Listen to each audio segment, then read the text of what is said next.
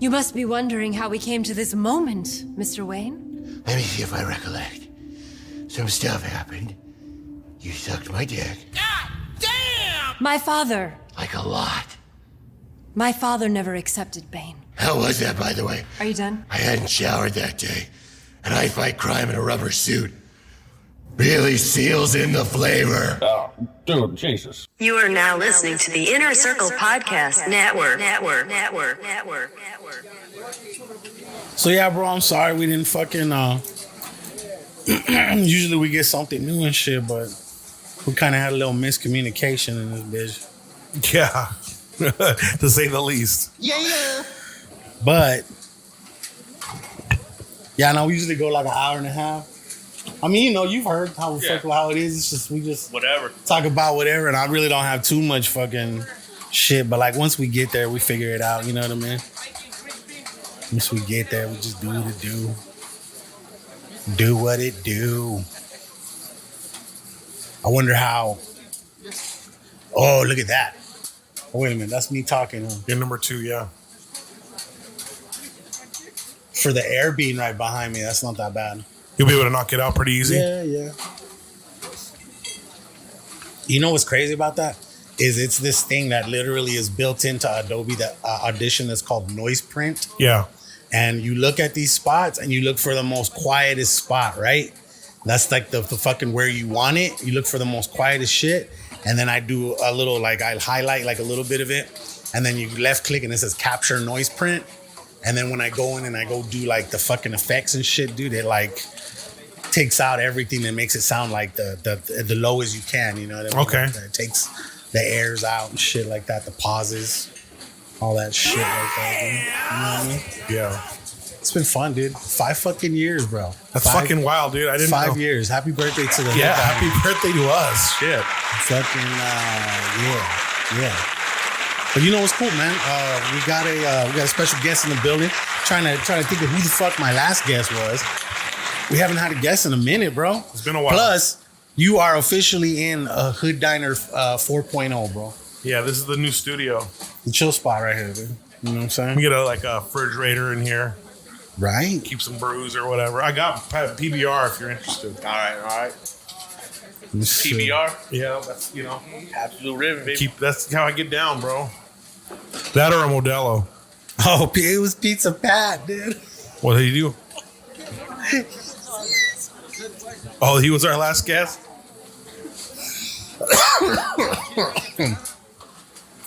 Hey, bro, have you made it to Squared Up yet? Yup, I've been there a few times. You like it? It's good shit. I like it. Thanks, bro. It's fucking, dude, my homie's killing it, bro. He's doing a good fucking job, bro. Like, we went to Vegas for that show. The pizza show? Yeah, and he came back and started doing shit different and shit. He saw shit different. He was like, he learned some shit. He like literally the guy that was teaching this class was talking about the difficulty of keeping fucking like the bread and the yeast or whatever at a certain temperature because it's so hot. So he was like, there's places what they do is like the night before with the water that they use, they put it in the fridge, get it down to like a cold ass temperature, and the same with the flour. Like they put it in the fridge and shit, dude. So Pat started fucking doing that.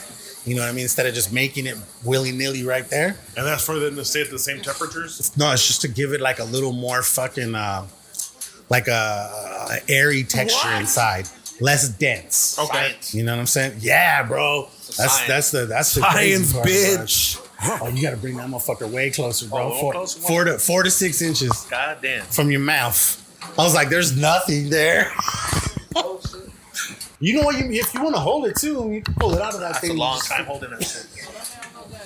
That's what she said. Yeah, There we go. get that shit as close as you get all comfy. Like I'm gonna hit this shit. Yeah, guys. There you go. Let's roll up in this bitch right here. Order up. This is a certified hood classic. Like we always do about this time.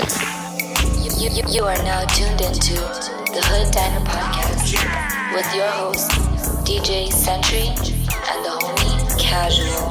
What did he say on fucking... I bet you after you fucking working the food truck all night, got that Sasquatch dick, Oh, man. all swampy. Oh, it's rough, dude.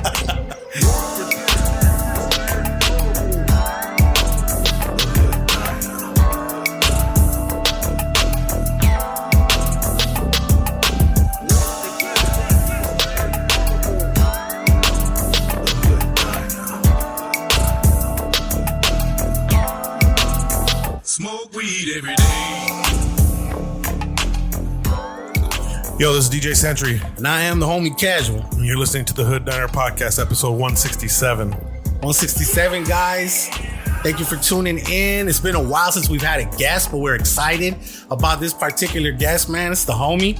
He's been, I've done work with this gentleman, and every time, we bring up the podcast, he's like, yo, you let me come on this motherfucker, man. I got some shit to say. I was like, all right, gotta get you on there. The homie Javier from CowPig, bro. What's up, bro? What's going on, everybody? Hey. Welcome. Yeah, man. It's been a minute, but yeah, finally glad got you over here, bro, and shit, No worries, Thank you. busy. Hey, thank you for, having a Wednesday off for once, man. Yeah, no, man. Thank you, Summer. Yeah, right. Not thank you. Yeah. But yeah, man, for the people that a lot of our listeners aren't from Tucson and shit, for the people that are listening, can you tell them who you are and what you do? My name's Javier. I live out of Tucson now. I'm originally from LA. Came out here about 2003, so Tucson's now my home. My kids have grown up here. All my boys have been born and raised basically in Tucson. So. That's dope. Yeah, so I was a chef out here at a couple places. Opened up a big resort here back in 2004, the JW Marriott. Okay. And just was there for a minute, and then it's time for me to leave. So I was at the casino for about 10 years at Del Sol. Okay. After they did that big, huge expansion, made the casino Vegas style in Tucson Right. finally. That was a wild ride, dude. That was a wild ride. That was 10 years of just craziness every single day. You never knew. Did you, before you even moved out here, were you a chef? Did you cook? I got in the game up in Vegas. Okay. Had a kid, needed a job. Took a job as a kitchen night cleaner. Okay. Started cleaning the kitchens overnight. Worked my way up, made it to dishwasher. Like, whoop. Made it to a dishwasher, and then eventually they were just like, yo, we need you in the kitchen. Here's a knife. Let's roll. And then that's how it just started. Hell yeah. So I think that's a skill that a lot of people I wouldn't say a lot of people, but that I've seen in this town specifically that start a restaurant but have never been a line cook. yeah. Like, that is a recipe for disaster. Or never been in the business at all. Right, not being in the business at all. And I know you can find parallelisms in different sectors. Yeah. But food is its own monster, Yep. And I've never even been in a restaurant, but I can just tell from having friends in the industry. And one of my good friends, Dominic from On a Roll. Yeah. You know who he is, Dominic Moreno? No, I don't. He had a sushi place downtown, which is now Easy Bachi. Yep. I ate it on a roll back in the day when it. Yeah, well, that was his restaurant, and I loved it. His thing was like, we received so much support in the last 3 months. If they would have been this consistent, then we would have never shut down in the first place. So it's like, yeah, you have a good product, but it's a lot to keep it going, man. Yeah, you got to be consistent all the time. Every single time.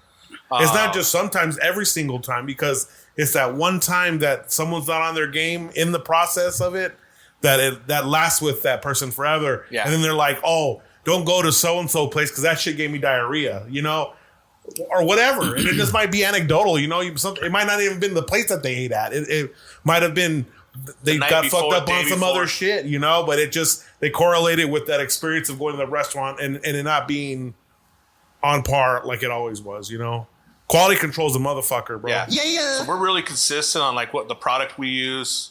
I'm spending some change on the product that I get, but I'm bringing in quality product. Yeah. That's the only way to go. If you go, I was getting from other places and you could tell the quality wasn't there. Yeah. And how long the product lasted for. I was just like, nah. So I went, and they're going with better product. I think taste is key, you know? I mean, people could tell the difference. Yeah. Different. Yeah. You can tell the difference. When you get your meat from fucking El Super. Yeah. That's what you expect, That was the first thing that stuck out the first time I had the tenders, man. It was just like, these are like tasty as fuck, man. You know what I mean? And they taste like what real chicken is supposed to taste like. You know what I mean? Not that. God, I swear, like the last time I had Wingstop, bro, I felt sick to my stomach because it tasted like the taste of the word industry chicken. Yeah. Is what it tasted like, bro. Commercial. It was Yeah, it was just it was like not a caged animal, bro. Like that rushed chicken. Yeah, like they gave it shots and shit. They gave it a COVID shot before it went on your plate. They fucking made that motherfucker got so thick couldn't even walk. It would just waddle its way to the fucking eating a fucking chicken without a beak to the feed. That's wild how they genetically engineer them to have a beak. We get these huge cases of chicken breast in. Back when I worked like at the casino and stuff like that. 40 pound of chicken breast. And in each bag, there's maybe 5-6 pieces of chicken in there. And these chickens were like, literally like, the breasts were that big. I was like, I could just imagine the size of this chicken at the feed house. Just man, how big. When I worked with Chef Mondo, he would get the breasts. Sometimes they came together. Yeah. Like unfucking hooked from each other. So it was like a fucking chest plate, this big ass motherfucker. It was like a big old heart. You still had to do some butchering? Yeah, dude. Mondo had to cut them shits down, bro. Some good shit. But yeah, man. So fucking so now you got the fucking fucking CowPig truck. Yeah, so how long has that been in business now? So CowPig came about back in 2020, dude. 2020 was actually some people think 2020 was a bad year. It's a horrible year. 2020 for me was probably the best year I had. Hey, that was us. Amen, bro. So, we talked about that big time, bro. We were like, if you need to be using this time. Yeah. You know what I mean? So if you didn't use if you're one of those people that sat back, people probably get offended, but sat back, bitched and complained about every little fucking thing that was going on in the world at the time. Yeah. You didn't go anywhere. Yep. Your life was so consumed about that stupid virus and just other things going on at the time. Right.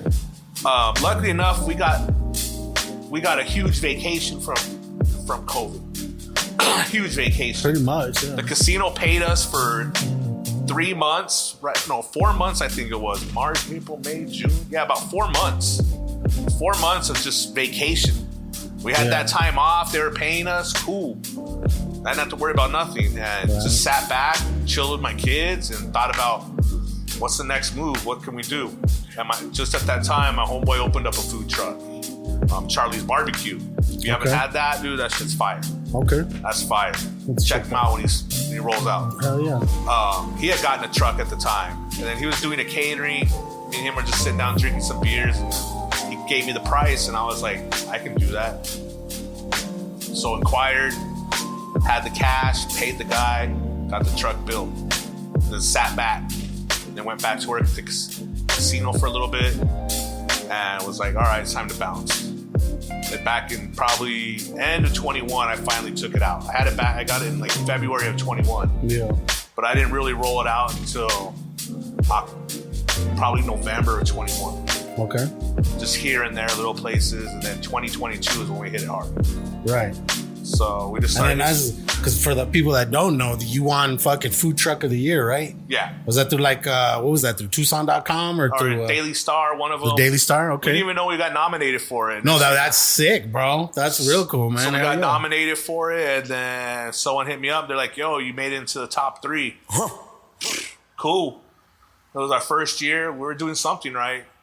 And it's just me and my kids that were working on the truck. Just me and my sons and their girlfriends. And we were just working on that truck nonstop all summer long. 120 degrees.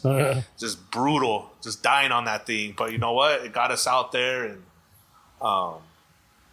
we just kept it going. We just kept the move going. And it's been going well. And then another opportunity came about. And we jumped on it. Fuck yeah, dude. Well, we'll get to the Coop in a second, man. Like, I remember I had met you because you did like a little collab with Mateo. So I got to meet you there at Rollies and shit like that. And then I think like a week later, you were up on the north side, like by my house and shit for like that Halloween thing with all those other trucks and shit like that. And that was dope. I took my lady, my brother-in-law, and my sister-in-law and shit. And fuck, dude. That was a busy night. It was good. Everything. We got like a little bit of everything and shit, dude. We got the tenders. You get a little bit of Monica? We all got burgers. We did get the fucking Oreos and then the fries with the buffaloes. So we literally got like the sample board. You know what I mean? Fucking everything was fucking That was awesome. a Mambo number 5 reference if you didn't get it. What? I said, did you get a little bit of Monica? Oh, in my life? Yeah. Yeah, that was a busy ass night. Oh, man. We got killed. I'm all R.I.P. to my tia, man. She used to love when that part came up because her name was Mary. And it's a little bit of Mary all night long. She would scream that shit, dude. Like, she loved that. That was her part, man. Okay. But yeah. Sounds like Theo was a freak. Theo was getting down, bro. He was getting down. Yeah. R.I.P. Theo. R.I.P. Theo. But, okay, watch. Before we go any further, let me put the fucking sponsors in right here real quick. Dude Wipes. Dude Wipes are a flushable wipe for at-home and on-the-go situations. Go to dudeproducts.com and use code HOOD and get 15% off your order. Hashtag no mud butt. Okay. Official Clothing. Official Clothing is a streetwear brand rooted in hip-hop and pop culture, producing quality shirts, hats, and accessories. And it's good fucking high quality. Go to official.com, that's OHFISHL.com, and use code HOOD and get 25% off your entire order and get free shipping over $50. Official Clothing, live by your own rules. Okay. Empire Rolling, the makers of Bennies. Bennies are a high-end rolling paper created from all natural ingredients and offer a clean and tobacco-free alternative to blunt-like smoke sessions. Go to EmpireRolling.com and use code HOOD and get 10% off your order. That's Empire Rolling, the official rolling paper of the Hood Diner Podcast. Smoke weed every day. Sandbox. Sandbox is a monthly subscription that provides you with a 30-day supply of your favorite cologne and or perfume. Choose from over 850 brand name designer fragrances delivered right to your door. Get free shipping as well as free returns. Go to sandbox.com and use code HOOD for 35% off your first month's purchase. Sandbox.com. Yeah. Squared Up Pizza. Located in Park Place Food Court here in Tucson, Arizona, Squared Up Pizza is creating gourmet New York-style pies using New York water for an authentic pizza experience. Mention the Hood Diner when picking up or dining in and get 10% off your purchase. Go to squareduptucson.com for more information. Yummy. Okay. Last but not least, we are a part of the Inner Circle Podcast Network. Go to innercirclepn.com and get the links to all the shows. Preview all the latest releases from The Untrained Eye, Shit Happens When You Party Naked, Simmons and More, The Plunge, Failing Hollywood, The Angry Dad, Creatures of the Night, and of course, The Hood Diner. That's innercirclepn.com. Nah, I was like, everything else we have doesn't have that number. It's just code HOOD. You know what I mean? So every single one, I had to like talk them into that. Like, get rid of that 15 shit. Get rid of that shit. Empire, same shit. Everything is code HOOD. If you go to fucking, next time you go to Squared Up, tell them code HOOD. All right. They'll give you 10% off your fucking, the shit. You know what I mean? I'll fucking introduce you to Pizza Pat, dude. That dude loves fellow chefs, man. That's cool. He will fucking invite you to the back. He'll show you the process, bro. Like, that dude, yeah, it's man. It's a good deal. He's a good guy, bro. He knows what he's doing back there and shit, but definitely loves feeding fellow chefs, man, big time. So, and then I told him about your shit. He just doesn't have no time. Like, as of right now, he's finally starting to get some time. He's finally got like a crew where he can leave and let them handle shit, and he gets to go do the other shit that he needs to be doing. You know what I mean? There's a lot of stuff you miss out on. You just run around worried about the business all day long, and you miss out on, forget about other stuff you have to go do. Important stuff. Yes, bro. That's right. It's crazy. That's why that's cool that it works out. Like, you guys, you know, you take pretty much like what, Sunday and Monday off usually? Pretty much. That's my lady's shit. Hairstylists, barbers, because they have to work Friday and Saturday. Because Friday and Saturday are just busy days. I love doing nothing on a Monday. Mondays are the best days off, I think. I loved, yeah, me too. Like just being a fucking vegetable on the couch. Yeah. Yep. Like nothing. Yeah. I did that the other day. My lady came home. She's like, "What'd you do all day?" I'm like, "Absolutely nothing. I didn't do shit." Yeah. It felt good. Yeah. It felt really good. good. You don't need to do it all the time, just once in a while. Yeah. And plus, it was hot as fuck outside. Bro, it was it's like 106 right now. It was hot. Yeah. I was miserable. I was grumpy. It sucked. This is a food question. Do you ever think sushi will be affordable again? Nah, it's fish. Seafood is expensive. Just keeps going up and up. Right? And up. We're not near an ocean. Not too close. Close, but not but period though. close. Like, nah. I spent $39 at Asian the other day by myself. Ooh, what'd you get? How many rolls? 2 or 3? I got 2 orders of the $5.99 one and 2 orders of the other $5.99 one. I got, counting the rolls that I got, I probably think I got like 16 rolls maybe for $38. It's not bad. Not crazy. But it wasn't the best sushi. But it was like, B grade sushi. Yeah. So that's the problem there, But I just come to realize the days of all you can eat sushi are gone. Yeah. And the places that do offer it, you don't want to eat it. Nah, it's crap. It's garbage. We've been eating. My lady's been on this pizza kick. You know what I'm saying? Like big time. Like she's trying all the damn different pizza spots in town. So we were gonna go eat at. There's a lot of pizza places. Upper Crust. We were gonna go eat Upper Crust. But on the way there, we saw this one place that opened. It's called. What is it called? It's like pizza and chicken. And it's where the Chicago bar used to be over there on Campbell. Doughbirds. That's a Fox restaurant. Is that what that is? Yeah. Oh, okay. I'd never seen it before. Yeah, it's brand new. And we were driving by it, and when we pulled up to Upper Crust, and the fucking shit was super packed. So I told my lady, I was like, what about that place we just saw? We passed by. She was like, let's go. So we went over there. It was all right. The pizza was okay. It's pricey. Pizza was okay. They do have wings. They have some chicken wings. We got like a Thai flavored one, and then like this one that's just called dry rub. It's just called dry rub. That shit was fucking pretty good. I like dry rub, dude. I'm more of a dry rub person. Oh yeah, I mean, I fucking love like what is that? Jamaican jerk, dry rub. That's my favorite shit right there. I order the jerk because it's like salty, but it's also spicy. You know what I mean? And that's what I like the Jamaican jerk. There's pizza places everywhere now. Everyone's popping up. Oh pizza trucks, all kinds of stuff now. Well, because I've been working so close with the homie from the pizza spot, like I'm bringing pizza home. So my lady, like, she likes his pizza and shit. And then like, dude, the funny part is like we went through like a frozen pizza fucking session because of the frozen pizza that came from the, what was it? Stranger Things? Yeah. Did you ever try that one? It was called Surfer Boy pizza. You can only get it at Walmart, right? But it looks just like the fucking shit from the movie. It says Netflix on it, fucking Stranger Things on it and shit. Bro, it's the best fucking frozen pizza you can find. Nah, the one from Sprouts is. I'll put this shit up against that. All right. We'll have a fucking frozen pizza. I'm telling you, bro. Like, we had that shit, and then after it like went away, and my lady was like, "No, she found the company." See, that that's why made he wants to do it because they don't have it no more. So she found no. Believe it or not, they did bring it back, but she found which company that did do it. You seen the brand called Screaming Sicilian?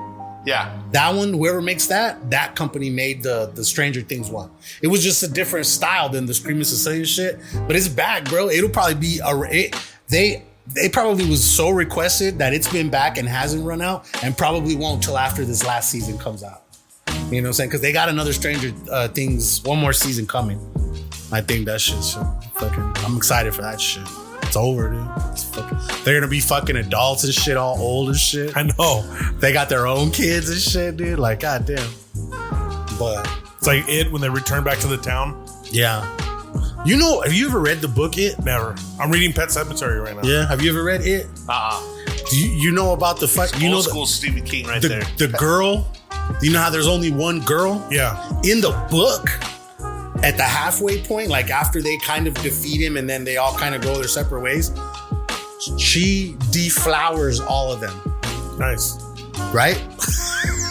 Okay. I like where that's going. What would you not expect me to? What do you mean to say? I mean, a kiki guy. I mean, they don't shock me. You know, they left that 2023, bro. You know, they people left that eat out of the movie. Like, that's a regular thing these days. It's normal now. Yeah. I'm just saying they left it out of the movie, okay? It's like kissing these days, you know?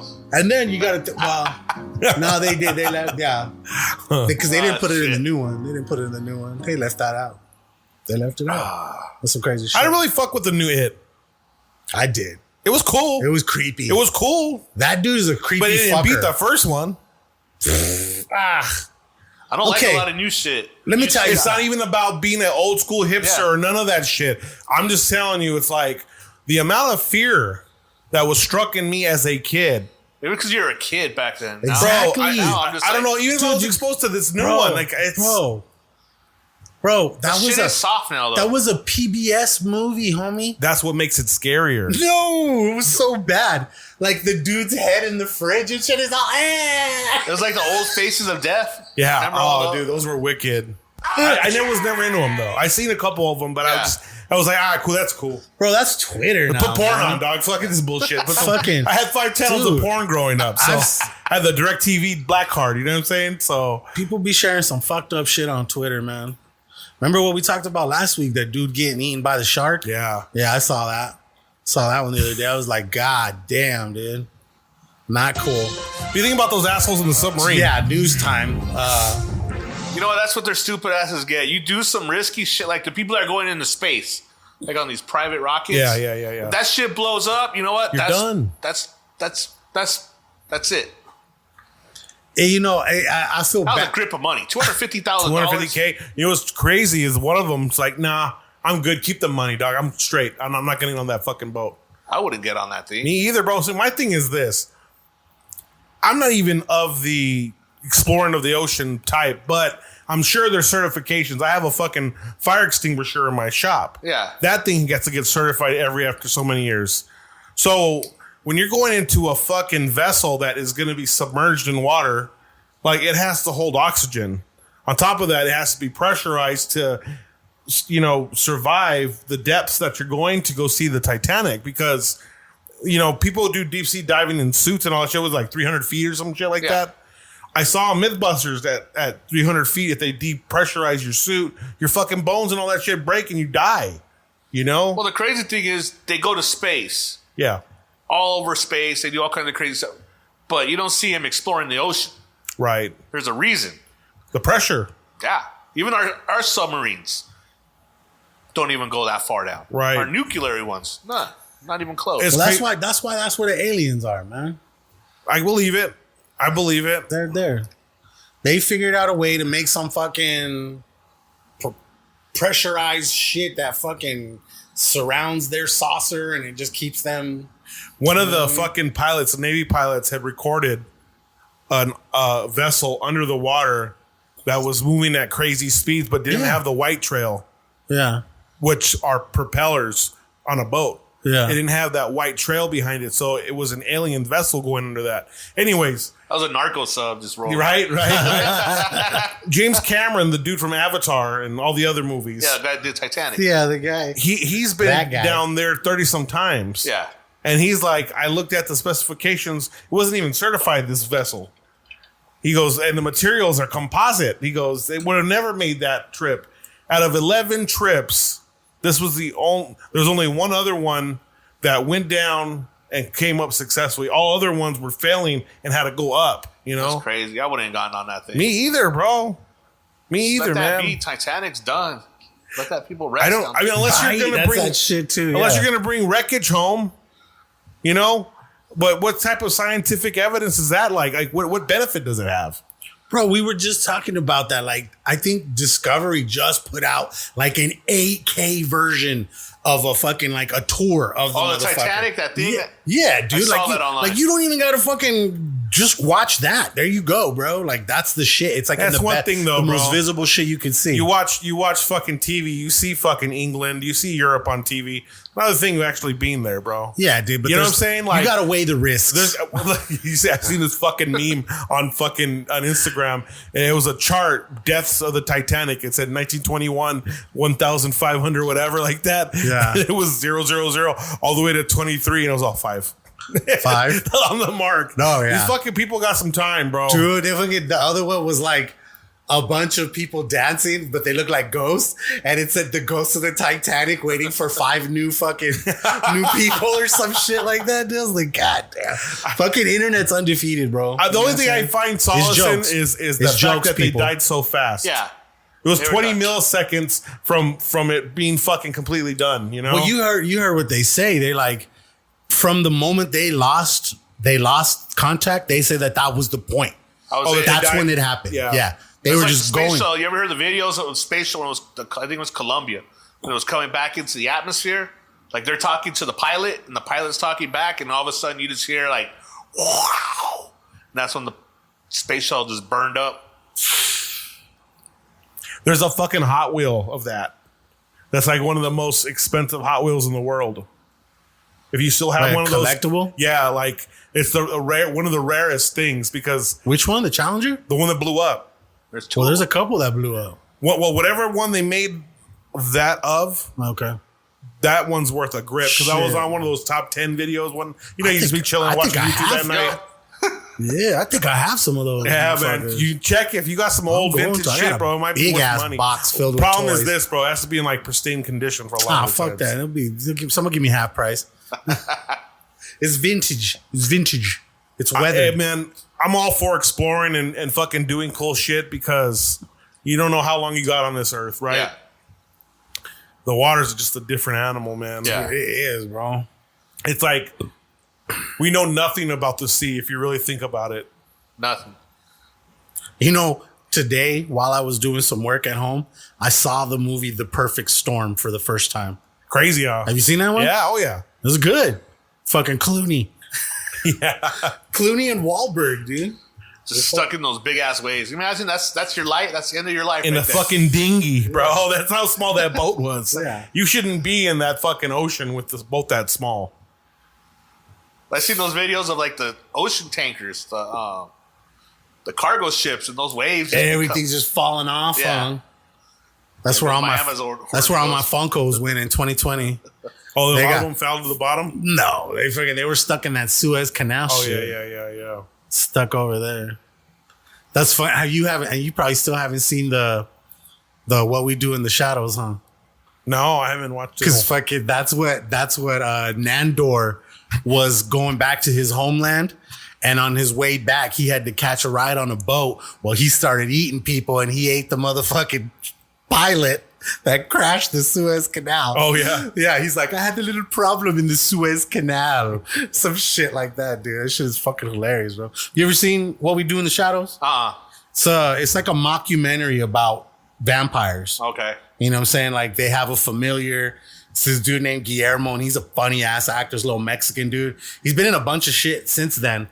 But it's like something that Taika Waititi came up with like years ago and shit, dude. And it's like, it's funny, bro. It's on Hulu. You gotta check that shit out. It's some funny shit. I just got finished watching The Bear on Hulu.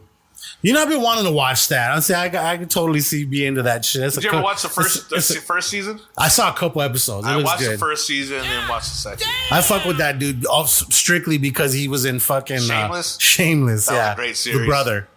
What was his name? I can't remember. I forget his So name. this is a problem with Shameless, bro. When I fucking broke up with my baby's mom, the thing is that she wasn't the most cultured person at the time. Yeah. So whenever she fucking found something new, it's because someone put her onto it. So when we were broken up the first year, she's like, "You ever seen Shameless? You should watch it. It's funny." Well, fuck that show.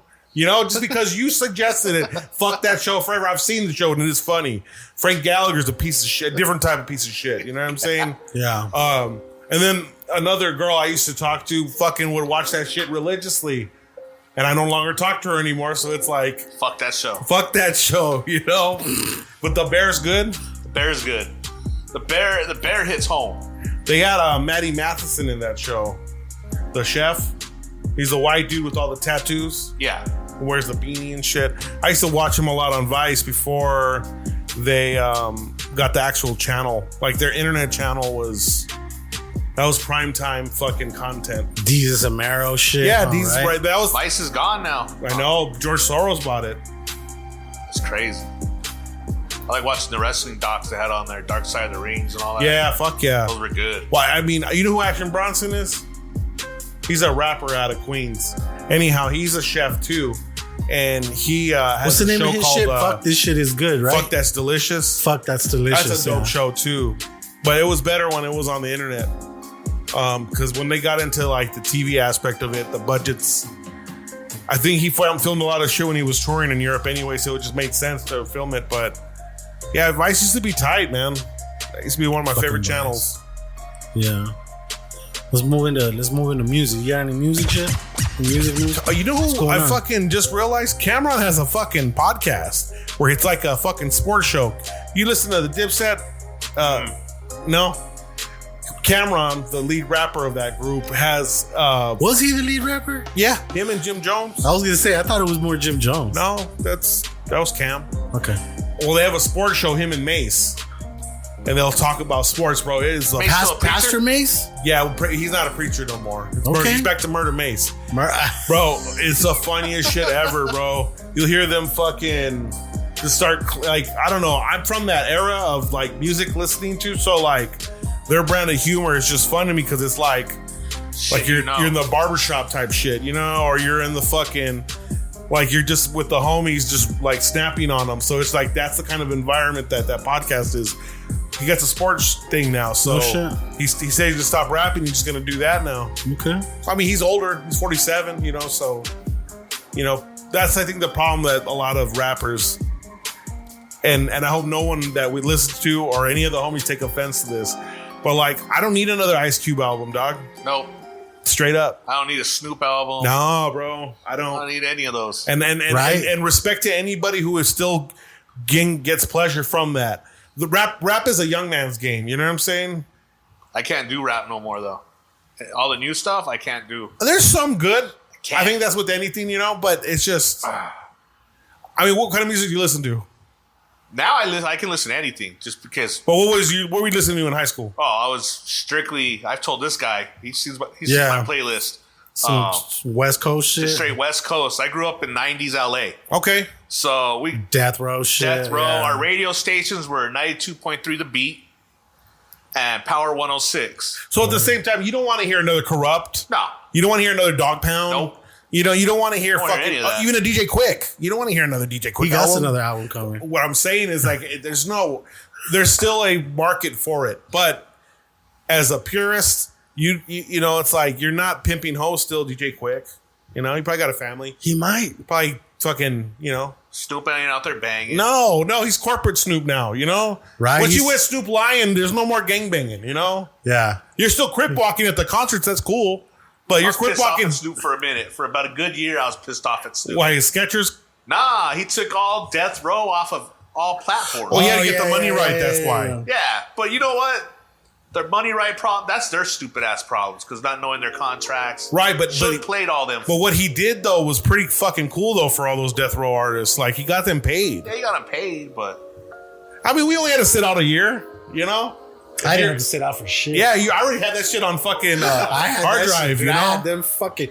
Dude, you know how many Murder with the Cases I've had to buy throughout the years? How many Chronics? How many Dog Pounds? Like... Dog Pound's their best album that came out of Death Row. My motherfucking Case Logic shit got jacked multiple fucking times, bro. I don't know. Like, I would just... This is the thing. It was, you know, it was always my fault. It was my fault for, like, spending the night in the wrong neighborhood. What the fuck? You know what I'm saying? Okay. Like, I was there to handle some business, but the next morning I came out, my back window was broken. My deck with you, dog. My deck was gone, and my fucking my CD Case Logic was gone. You know what I'm saying? The best album from Death Row, bro, I don't know if that's that. That's that. Dog food? Dog food. You I don't even know if that's better than Doggy Style, bro. Do you want to know something? Better than Doggy Style. Nah, man. Hey, did you know that Dog Food is technically not a Death Row album? Why is that? It's fucking on a different album. It's on a different. It was when it came out. Pull that shit up on iTunes right now. It was Let's on see a what different. it says at the No. I'm gonna look at the original release. Because you got the Chronic. The Chronic was. That's my first album. That's the foundation. Right. But after that, Snoop's album was good. It was good. But then when Dog Pound came out, that was just the shit. You can literally go look whole album. It was on Interscope. Okay. I know Death Row was on Interscope, but it was there. I'm telling you, I've been watching all these fucking videos, and Corrupt even said that. He came out. He was like, Dog Food wasn't a Death Row release. Okay. You know what I'm saying? He's like, we had to get paid. He's like, we had to get paid for that one, so we had to put it out on something else. Like that. So that's why fucking... That album killed it. Oh, yeah. That's a good-ass album. And then I got that album for Christmas. People talk about how clean it sounds. And he said it's because fucking Dr. Dre helped him fucking... Oh, you can hear the Dre influence on there? Yeah. But you can hear the songs. As the song ends, it blends into the next song. Yeah. So that whole album was just put together, right? It's like seamless and shit. Yeah. But this is the thing, though, bro. Fucking Doggy Style had interludes, too. Yeah. You know what I'm saying? Yeah. Like, that shit fucking was... It was good. It was a good album. That's a 5-star album yo, right bitch there. chose me. Take this outside and get into some gangster shit. Because, you know, Doggy Dog World, that's a B-side, but that was a fucking banger. Dude, you know, What's My Name? That's the fucking A-side. Yeah. Doggy Dog World is probably the best song on that whole album. Ain't No Fun's another song on there. A classic, but Doggy. That's another B-side because that wasn't. You know what? Because Daz and Corrupt were on that album. Oh yeah. Well, see, that was going to be one of my questions for you, or for both of you guys, is what do you think is the hardest song that came off Death Row? Like the number one song. Little Ghetto Boy. In the ghetto street. I'm trying to make a strong argument for Nothing But a G Thing, because G Thing is California Love. G Thing is one of those fucking songs where if you tell people gun to your head, you could do every lyric to fucking what song? G Thing comes up a fuckload, bro. Shorty Want to Be a Thug. Shorty Want to Be I have to say California Lovin', bro, because that shit Did you say California Lovin'? Yeah. California Lovin'. It's California Love. California Love. You know why I said that? R.I.P. to the homie. I had a good friend that used to say that. That's why it stuck with me. Or you know what's another hard one though? It was a straight up diss song, and they did it in their style. New York. Yeah, New York. That was G. They came out. They rapped. They flowed like they do in New York, and straight killed it. But What Would You Do was a better diss track, I think. Yeah, that was hard. What would you do if you could fuck with me or my crew? That shit was hard. But 21 Jump Street probably has the best beat. That's got. If you gotta go mainstream, look at California Love. Wasn't that fucking performed in the Super Bowl too?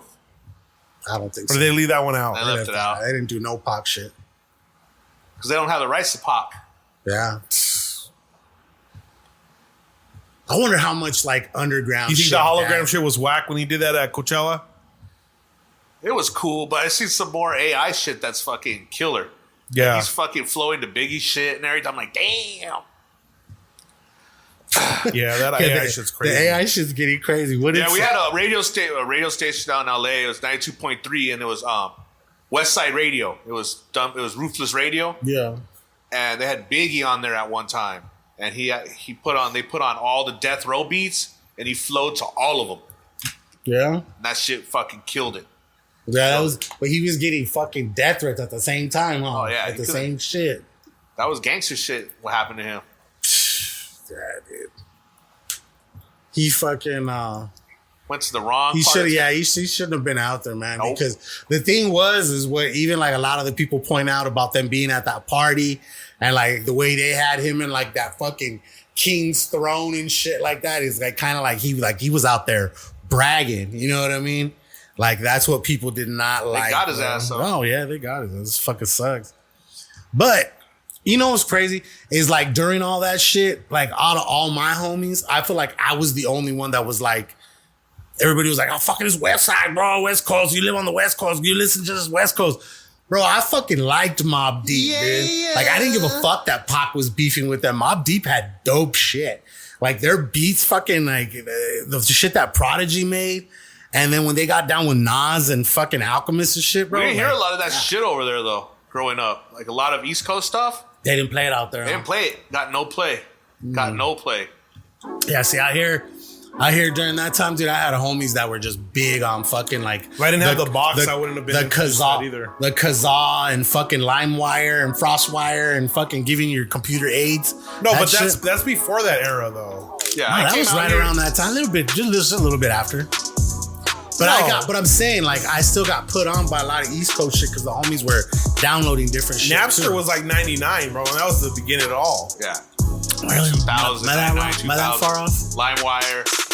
Yeah, because, like, the Death Row era was like 95, 96, 97, 98. I'll say my high school days right there. It died in 96. That's way back. It died in 96.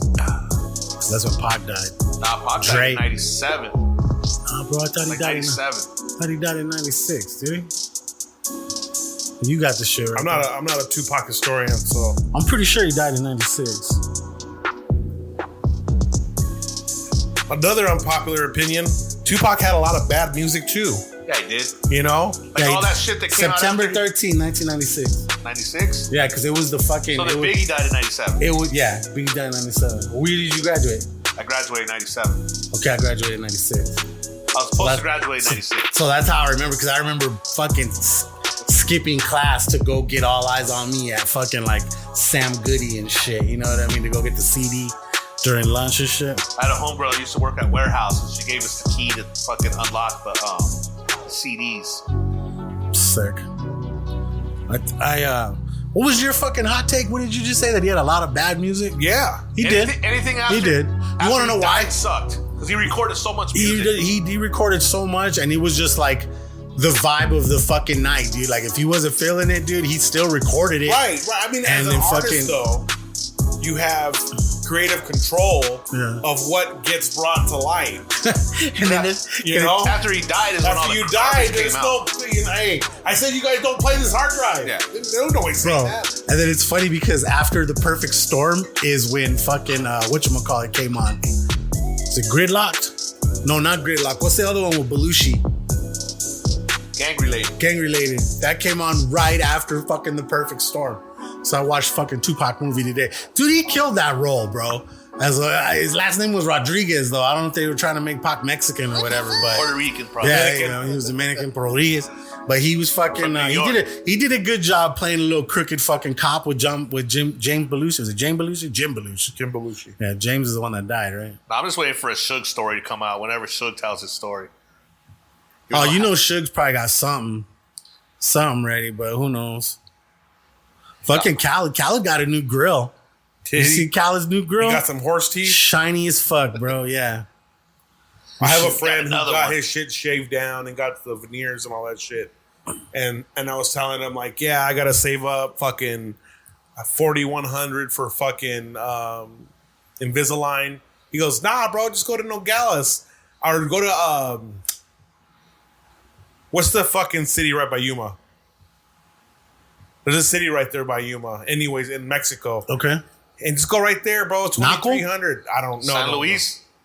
It might be that one. It might be that one. He goes, yeah, I got a guy out there. I'm like, dog, have you seen your fucking teeth, bro? Like, they didn't do a good job? No, they did a good job, but you can tell when people get that shit done. Yeah. You know what I'm saying? Like, your teeth are out more like... It's like that. Remember the player haters from Dave Chappelle? Yeah. When they have Puffy and he's with his teeth. He's got little dolphin teeth. He always said that people don't want to see him shine. But he looks shiny to me. Yeah, dude.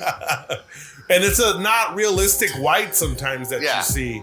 Like the white's just like... Looks like a wall. Yeah. It's like...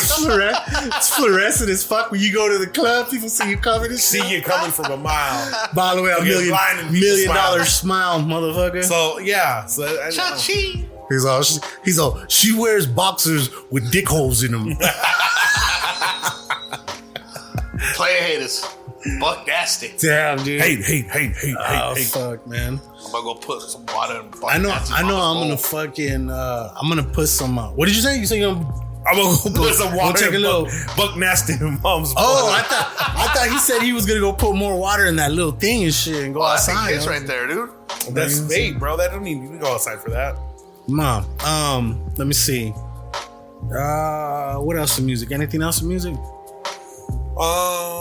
If not, we got jams of the week. There's a fucking concert I saw at the fucking Empire Polo Grounds. It's like the Monsters of Metal. It's 3 days. Friday, Saturday, Sunday. The first day is like Iron Maiden and somebody. The next day is like Ozzy and somebody. And then the next day is Metallica and somebody. Dude, Ozzy's still performing, huh? I wouldn't. I mean, for me, I'm not a big Ozzy Osbourne fan. I couldn't go see that. Yeah. Right? It's almost like it's probably got to be kind of sad. Like I used to at the casino, when I was at the casino, we had the concerts, and you go out there and you see these people perform. Like I remember one time I went out and I saw Bretton Woods' performance. I was like, this. Yeah, just old not even worth shit being here. Yeah, it's just no. There's certain points where you like, and that's what I was telling him. Like the last couple concerts I went to, I had to see George Strait on this Farewell Part 2 tour. Yeah. You know what I'm saying? And shit. So I saw his ass, but he's still fucking killing it. Still killing it for 70-year-old dude, right? And then I wanted to go see, I finally got to see, it was my first time seeing Cube, Dub C, Too Short, when they came to the Ava and shit, right? So I'm like, yeah, I got to see these fools because they're at that age where it's like, a couple years from now, no more. Don't do it, bro. Don't do it. You know what I'm saying? I was too short. He killed it, bro. He played a lot of old shit. He went so far back. There was a shitload of young kids lost. That's good. Just lost. I liked it when he did. But he went back to Shorty the Pimp, dude. Out the trunk. What the fuck was it on Apple with E40 when they did verses? Yeah. That was probably the best verses I ever saw because they busted out some old shit. Yeah. Too Short came out with that old school Oakland A's and the big ass rope chain. Yeah. You know what hurt me is when the Dipset went up against the Logs. Oh my god, I forgot about that. Yeah, bro. What was up with that night, bro? They got the thing is this, bro. Two different rap styles. You're talking about the Locks that are like fucking battle rap. You know what I'm saying? Like Cameron and Dipset are like flossy shit. You know what I'm saying? Like it's that jiggy rap, that fucking real braggadocious shit. Like it's not braggadocious. It's not like it's not really about. It's like cat in the hat, flipping the flap. You know, it's just not. It's not like flipping the flap. It's not like Jadakiss like double entendres and all this crazy shit. You know what I'm saying? You know what I'm saying? I get it. You're a lyricist. You know what I'm saying? No, I get it. Yeah, it was horrible to see that shit. The thing about the Locks and Jadakiss, Styles P and Chic Luch is that their appeal's not the beats that they rap on. Their appeal's the fucking lyrics that they spit out. Yeah. Cameron, on the other hand, and Dipset is more of the, like I said, the flashy shit. It's the beats that. What did Kanye say? He's like, I felt like Bad Boy Street Team. I couldn't work the locks. Yeah. That motherfucker, dude. I miss verses, bro. Oh yeah, no, we'll get to the fucking whatchamacallit right there. You know what was a good one was Earth, Wind, and Fire versus Isley Brothers. Did you see that? Nah, Earth, Wind, and Fire? How many were... I mean, obviously all of them weren't there, but because some of them are dead, but yeah. But nah, that was a fucking lit fucking verses, bro. And to be honest with you, I just think Earth, Wind, and Fire has a better catalog. Isleys have a few. They have bangers though, you know, like oh yeah, Shout. That's like one of the fucking most iconic songs to ever be recorded, you know. So, but yeah, like I see those like old school like Art LeBeau concerts and all that, and I'm just like I can't do it. I love that music. I just can't. I can't go and see those concerts. I don't want to see it. You know what I'm trying to see? So disappointed. Right. I'm trying to see. I saw that they did one in Vegas not too long ago, but like all like the early '90s R&B motherfuckers got together. Oh yeah. Jodeci, the Lovers Silk. and Friends. There you go. Yeah, that was Ushers. I think that's was that what it was? Yeah, like they were all there. Neo, fucking everybody, bro. Chris Brown, one hit wonders at the time. All that. Yeah, stuff. dude, I would go see that shit. I would go see that one right there. You know it's gonna be quick. Just get your one woman, song and like, take your women, take your lady there, get her all horny, and then go horny. Yeah, man. 2 Live Crew. Yeah, dude. I remember the first time I heard fucking 2 Live Crew's first album. I was like, God, these guys are dirty. 92 on the box. I was like, I like it. Move some. Me so horny. Me so horny. Me love you long. I like that other one. Remember that one that was called Put Her in the Buck? Doo Brown. No. That's all their new shit. Put her newer stuff. Put Her in the Buck. That was on As Nasty as They Want to Be. The first album. No, that was on the third album. No, wow. As Nasty as They Want to Be the first album? No, Hey We Want Some Pussy is their first album. Okay, then the second album is Move Something. Okay. Then yeah, you're right. Third one. Was that Miami bass shit big out there? Yep. Yeah. Because it was all about... Because you had a fucking system in your car. Yeah. That's why. There used to be this so one. It was either G-Funk or that. This beat. It's like an old school beat. That was just cruising music right there. I've always wanted to flip this fucking beat. Like get down on this motherfucker right here.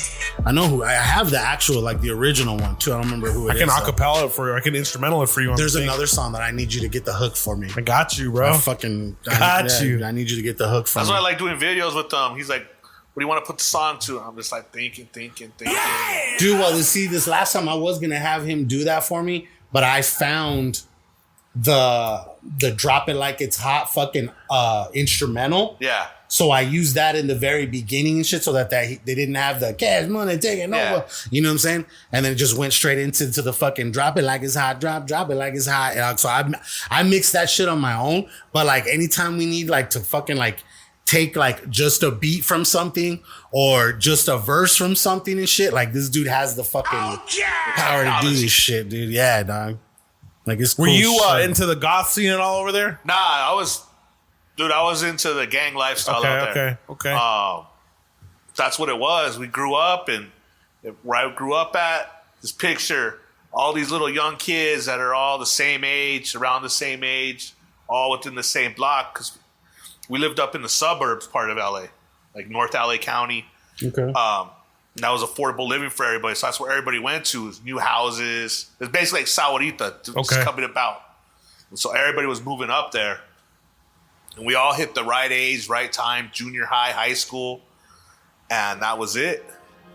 And shit, we took off, and we were just out there just causing a fucking ruckus. And a lot of good friends went away for a long, because that's when they were just throwing years at people.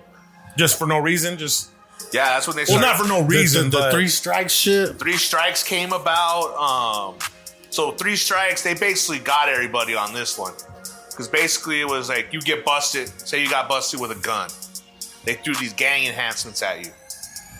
So right away, you have a felony for having the gun. You're a gang member. We'll drop the enhancements on you, but you're going to plead guilty to a gun charge, and we're going to suspend your sentence, but you're going to take a strike. Yeah. Cool. That's cool for the first one. Yeah, so you're just like, all right, whatever. Because they know you're going to come back. Then you're rolling around, you're on probation, whatever. You get caught up. Now you have some dope on you and you have a gun. Or you went and did some work and you got busted for something. All right, now you got busted for a robbery. All right, now you have a strike. We're going to give you 2 strikes. Now your time's doubled. So say your first prison sentence now would have been 16 months. Now these kids are going in at 18, 19, and they're doing 5, 6 years straight. Yeah. And then, 80% of your time? Yeah. It was actually over there in California, they were generous, so it was like you did about 40%. So you weren't doing your full time, but some shits are over fucking packed, man. They were straight throwing years at people. Charging kids at 14 as adults. Am I tripping, or was that shit on training day where they were giving like years for like every bullet had? Nah, it was basically if you got caught with a gun and you were a gang member, that was it. You were gonna do some time. Yeah.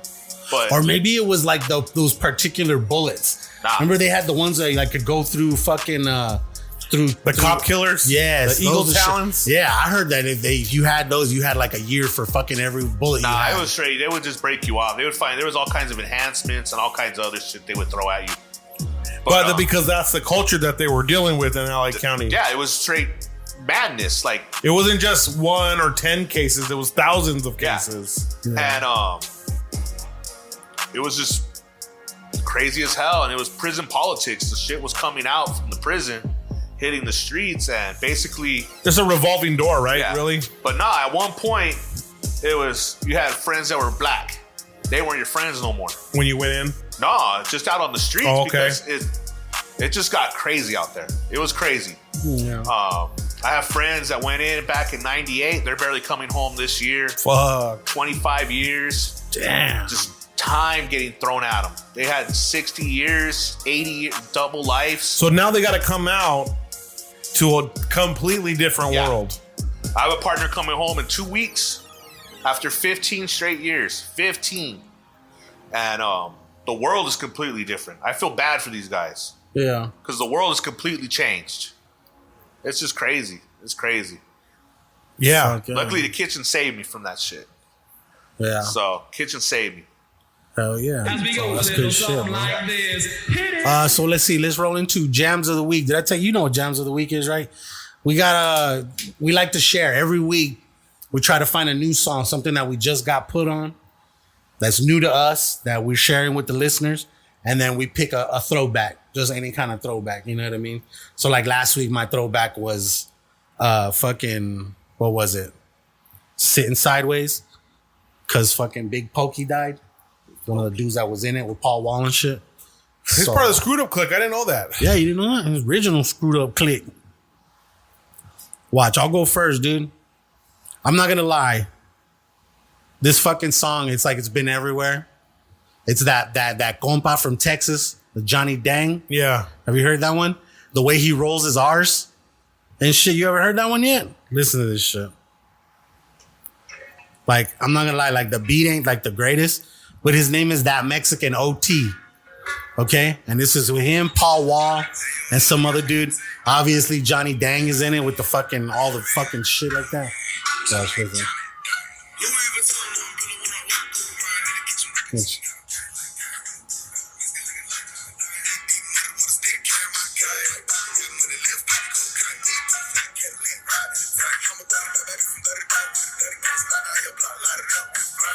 I do not like this full triplet flow with just.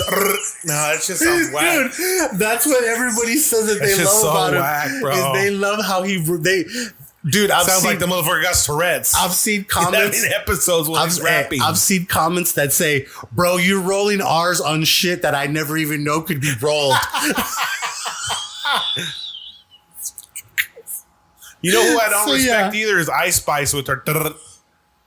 Yeah, you know I DJ, so I have to play the popular music of the time. I don't ever want to be like, oh, he's an old head because he doesn't play that. I don't ever. I'll be 38 this year, next month. You know what I'm saying? Youngster still. Yeah, you are old head. 40's right there. The baton's right there, bro. And I'm about to grab it. You know, so. But and then watch 45 this year. Okay, I'm like, damn. 5 more years, I'll be 50. That's crazy. It's just wild to know the time has gone this fucking fast, bro. Like, that's gonna be me next month. You gonna be 45? Yep. That's crazy. It's crazy. I'm telling you, 2020 was just a complete flip for me. Yeah, changed my mindset, everything. Bro, us too. We did multiple podcasts talking about that shit where we're just like, dude, if you're not using this time to fucking like perfect your craft or learn something new, like while you're off, and motherfuckers are out here getting paid for being off and shit like that, I'm like, dude, if you didn't start a business, I don't even, or just up your fucking self, period. I don't even feel that was a time where if you didn't like your job, it was time to look for you could figure it out, because it's, you know, okay, the health sector, those jobs aren't going away. Let me get my fucking schooling right. I know that COVID put that shit on pause, but you could have fucking easily gone in that medical field if that's what would have been something appropriate. So, you know, I just had a lot of time at home. I fucking got on my decks, bro. And I mean, that was nice before, but you know, playing every single day, like you do something so long. I've been DJing for 26 years. Yeah.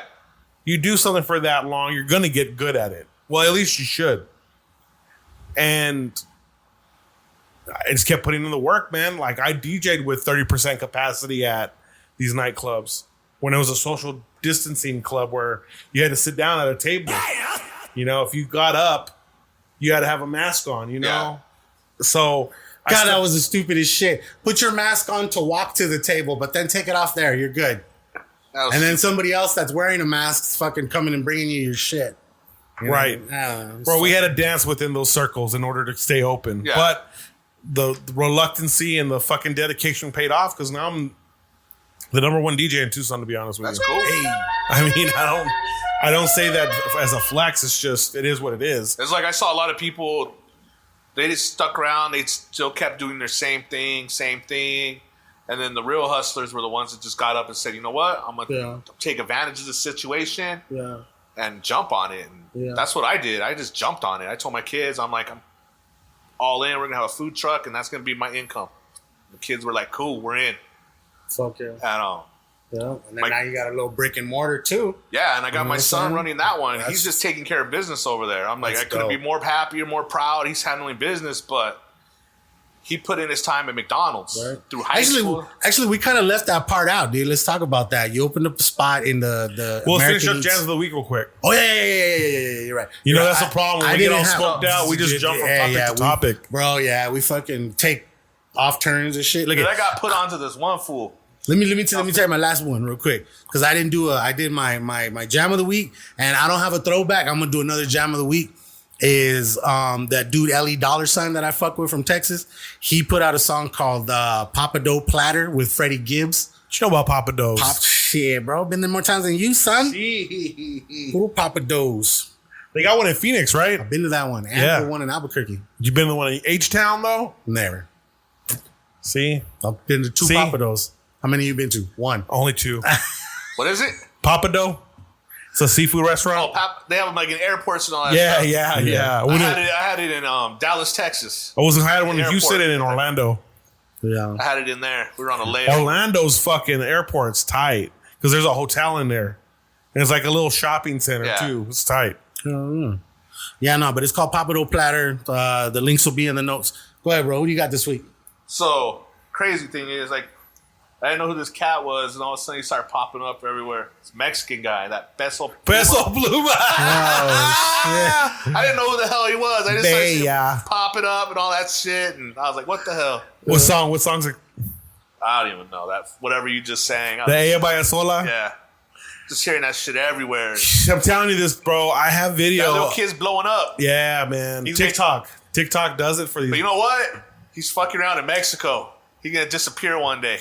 Yeah, you're going to fuck off the wrong cartel daughter or something, and he's you're going to piss somebody off. And so he just needs to move to the States and stay out of Mexico. Seriously. You're not saying something that isn't what true. happened to Chalino. They chopped his ass up. Yeah, but he was fucking the cartel member's wife or girlfriend. He killed somebody too. Did he? Yeah. So, but that kid, throwback. I was actually listening to this on the way home, on the way over here. You remember this one? Bullshit talk. I know that much. That's fucking... Above the Law? Above the Law. So Black Superman. There you go. That's throwback right there. I love that fucking whole album. That album disappeared for years. That album's sick. Like, there's at least like 6 good fucking bangers that are on the... Yeah. The Concrete Jungle. Yep. Nothing for nothing means nothing. Never rains in the Concrete Jungle. That shit is dope. Everybody want to know where you get your cash flow. Because fucking what's his face, dude? What is his name? Cocaine. Like that fool, I love, Cocaine? If I had to say like the motherfucker that like the style that when I was doing hip hop and shit like that, like it was very Cocaine-esque. Because even he would still rap, but he would kind of do like his little swang, you know what I mean? Like he did some sing rap type shit, dude. And like next thing you know, fucking Drake, that's a motherfucker. He lives on that shit, dude. He lives on that swang. You know what I mean? So yeah, what you got, dog? Swang. Soul. Fucking artist named Bad Gal, Chulo Part 2. You know, these fucking chicks come up here and they always have the new bops. Right. Who is it by again? Bad Gal. Bad Gal? Gal. G-Y. At the same time. Bad Jai. Like you're fucking Jamaican. Bad guy. Bad Gal. The bad guy. A-L. Oh, bad gal. Gal. Bad gal. Gal. Gal. So say y'all. Y'all. Gal. Gal. Yeah. But it's spelled G-A-L? G-Y-A-L. G-Y. Oh, you didn't say that. Did I not say that? Heard gal. I heard gal. I heard G-A-L. If you would have said Y, I would have said, okay, gal. Anyways, that's a new little bop. You know, he's what's the name of the song again? Chulo Part 2. Okay. And then I have to make you say them because you'd be like, I'm going to put it in the note, but then it never gets in the note. So. Throwing me into the bus right there. But all right. And then Sade, Sweetest Taboo is my throwback. I made an edit. I'll show you guys. I'll show you guys the edit when after the episode. That'd be a concert I want to go to, but she don't tour though. She's working on a new album though. Who's producing it? Same dude she always fucks with. It's because for the longest time, apparently, whoever she was with, they didn't want to fuck with that dude no more. And now that she's not with whoever she was with before, now they're back together and they're fucking collaborating and shit. Some shit. Sade's like some smooth shit though. Oh yeah. Dude, Sade's fucking what's you make love to Sade. My favorite. That's what is it? Fucking. I love that that's a what fucking Larry June sampled for 91. You know that's a fucking Sade beat, right? Oh, is that right? Yeah, dude. Watch. I was born in 91. Product of the dope game. No, that's fucking I'm wishing on a star. That's Midnight Star. What? That's not Sade. Then maybe it's a different song. Hold on. No. Smoothies in 91? Yeah. Yeah, that's I'm wishing on a star.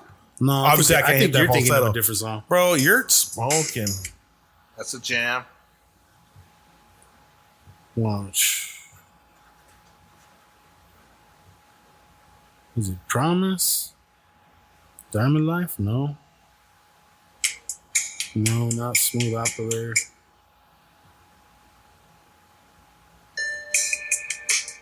Nope.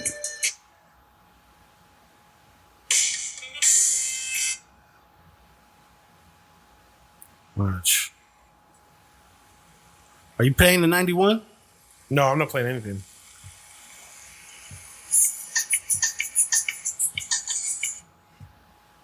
Hold on. I'm gonna find this motherfucker. There it is. That's the jam right there. Listen. Wait till you hear the guitars. Watch. Just slow this part down a little bit right here. Okay, yeah. Ah, yeah. Who was it again?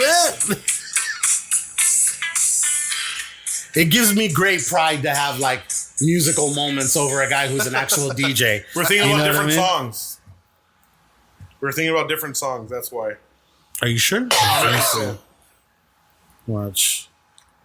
Because I'm pretty sure that's 91. I will get on that fucking computer right now if you really want to show out. That one. Okay, that is not Smoothies in 91. You're right. I'm thinking of Tracy. That's Sade right there. Yeah, but this is Larry June's version of it. It's called Tracy, California. Yeah, fucking Larry June, bro. Dude, he's been killing it lately, man. That motherfucker's been grinding. And then That's the other thing, too, growing up in LA at the time, too, you wouldn't hear music from Northern California. Bay Area shit. Yeah. Right. Anything from Northern California wouldn't get no play down in, because the whole politics and stuff like that. Yeah, and see, that's crazy, bro, because fucking like around that time with fucking like Mac Dre and then the fucking Kyrie and the fucking E40, Mac Mall, bro. Yuck like, Mouth. Yeah. Brother Lynch. Yeah, bro. fucking- There's a lot of heat coming out of there. But it was He like was if you from play Sac- that, or like they hear you playing that, oh, you're from Sacramento. Oh, you from yeah. Oh, you boo boo boo boo. Oh, you from Oakland? Or you from Right. the Bay Area. You play no Too Short up there? But I Too think Short's the only one that really They got a pass. Too Short, because Too Short was just talking about being a You pimp. just be the pimp. Yeah, Being he was pimp shit. He wasn't talking about all kinds of other shit. I'm very happy that I was exposed to the box early on Box because was great. because KD. being West Coast affiliated, kind of, we were Southwest, here in Arizona. You didn't get East Coast play on the radio. You weren't hearing Tribe on the radio. You weren't hearing who else? I mean, Nas. Another day, Nas wasn't getting dollar. crazy radio play out Holler here. if you hear me. Neither was Jay-Z. Only his fucking like radio hits. You know? It was crazy. I came out here. My cousin went to Tucson High. Okay. And so I came out here when I was in high school. She took me to school for a day. And it was just, people tripped out when they saw me because I was wearing, they were still like, the cholo out here was still slick back hair. Yeah. Hairnet, not Ben Dickies. That was the style. I came out here, I was in the Ben Davis, like the 50-30s, like bigger the better. Yeah. All creased up, and it was just totally different. People were like, shaved head. Like, who the hell is this guy? And my cousin was just like, she was like, you're causing a scene. You're going to have to go back home. Do you want to know what's funny?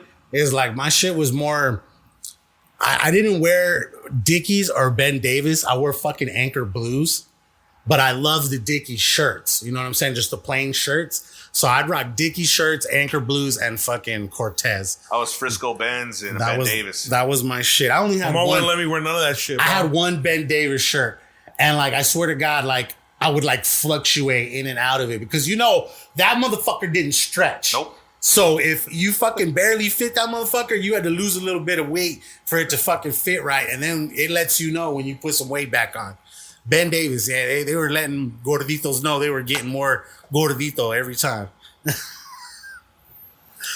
Yeah, I tried fucking coming out the house looking like that, and my mom wasn't having it, so just was fresh. Good for you. Wore a lot of Ralph Lauren growing up. Kept you out of the streets. Yeah. No, I mean, I was still fucking in the streets, bro. She just didn't let me dress no type of way. I tried to shave my head. You want a target, though. You know what I'm saying? Yeah, for sure. You didn't make yourself a fucking target. You know what I mean? Hey, man. I got out of some sticky situations. It was a fun time. I remember the first time I met like a real blood, though. I remember the first time I met a real Crip. I tripped on that out here. When I first came out here. Mad Crips. I was working at the casino and these guys were fighting. And I was just like, he's a blood, he's a Crip. And I just looked at him. I was like, but you're not black. Right. Colors don't matter out here. Yeah, I was just like, you're not black. Right. Yeah. I'm like, where I come from, you're black. Yeah. Crip or a blood, it's one or the other. There's no rare case you see a white boy or a Mexican. Rare. Yeah. But I was tripping out. I was just like, you guys are backwards. Bro, you got to think about it. Like out here, we're watching the movies that were filmed out there. Yeah. You know what I'm saying? So like, bro, my 8th grade year at Pister down here on the southwest side of town, I fucking saw my whole school divide, bro, because of those movies and shit. And some dudes were just Chicanos and other dudes became Crips. You know what I'm saying? So it was like, crazy. It was a trip, bro. Well, but my cousin brought her boyfriend out there one year. He came with braids and he was wearing all red. I'm like, dude, you can't dress like that. Yeah. And he's like, well, I'm a blood. I'm like, you're not a blood, dude. You're not I'm like, if you get busted or someone runs up, they're going to assume you're a northern Mexican and stuff. It was just crazy. Yeah. It was crazy. I was just I swear it was like this dude told me he's like you see motherfuckers wearing like mad blue and shit, and somebody runs up and checks on him and you'd be like, nah, bro, I'm just a Dallas Cowboys fan and shit like that or whatever the fuck. But when you see somebody rocking like red fucking Cortez, black pants, red shirt, red hat, laces, there's no doubt you're not gonna be like, oh no, I'm a fucking Bulls fan. You know what I mean? No, bro, that's a blood right there. And I was like, that's kind of crazy, bro. Like the way he kind of put it out there. He's like, motherfuckers, like, you gotta like, if you're a blood, you gotta really be fucking about it because you're wearing the fucking red color. Right. You know? It was crazy. It was crazy. So out there, it was just straight one or the other. Did you do your throwback? Yeah, Sade. Oh, that's right. Yeah. And then we went into some fucking, we had to do a history lesson there, which I schooled you in. I don't know about that. We're talking about different songs. But I was right though. It wasn't. You weren't wrong. It was a Sade Larry June but neither song. was I. Yeah, You were half right. I was all right. You're halfies. Okay, so movies and TV, dog. Like, who do you be watching, bro? Like when you got time off? The Bear. You've been watching the Mad Bear. I would watch that fucking Astroid City on Sunday by myself. I smoked a joint. No one was available, so I go to the movies by myself sometimes. Yeah, I love Wes Anderson films. I love the aesthetics of the cinematography. I love the colors palettes they use. The way the scenes transition sometimes, because like when have you seen Steve Zissou, The Life Aquatic? It'd be really hard for me to give you these pointers right now. But anyways, there's a part where they're in the submarine and the whole submarine is the frame of the thing, but it's like a big, like Donkey Kong, you know, the first Donkey Kong on Nintendo, where you have the level where you got to climb up the ladders like that. Yep. You have the different sections like that. That was the frame of the movie, and everybody was doing different tasks, laying down the submarine, working out, and you could see the whole outline of the submarine. Okay. So it's just little shit like that. I just love his movies. Yeah. They had this some reason they had fucking Jason Schwartzman make out with fucking Ed Norton in the movie for some reason. Jason Schwartzman? Yeah. Okay. I don't know what the purpose that was. It's like, let's just sprinkle a little gay in here. Not that I have any problem with the gays. I had a lot of gay homies. But it was just like, let's do it because, let's just do it because. Just because. Yep. There's no rhyme or reason. Conclusion. I don't even know if it, the thing is, I don't know why it didn't make. It's the norm, bro. Like, they're making it the norm. What I'm saying is that I don't know what part of nuance of the story that was. What it had to do with the whole story? With the grand scheme of things, I don't know why it turned it. Maybe I need to watch the movie again. All right. But the movie wasn't as good enough to watch it again. But you know, sometimes they be throwing that shit because do you remember watching Basketballs? Yeah, but that's a slapstick funny movie though. Yeah, but at the very end they made out like for why? What reason? It was just comedy. You know what I mean? They were just doing it to do it. I think Trey and Matt Parker always push the envelope with the homosexuality shit. Yeah. Especially look at South Park. They fucking, you know what I'm saying? Like, yeah, they all the fucking time. But what I'm saying is like, not that it was not tasteful, or not even that it didn't belong in the movie. I just didn't know how it tied along to anything. It bothered you? No. It didn't bother me. It's just, it's like, I don't want to say something offensive. Like, it's not like, oh, let's go slap a woman for no reason and put it in the movie. Like, it's just like a random clip.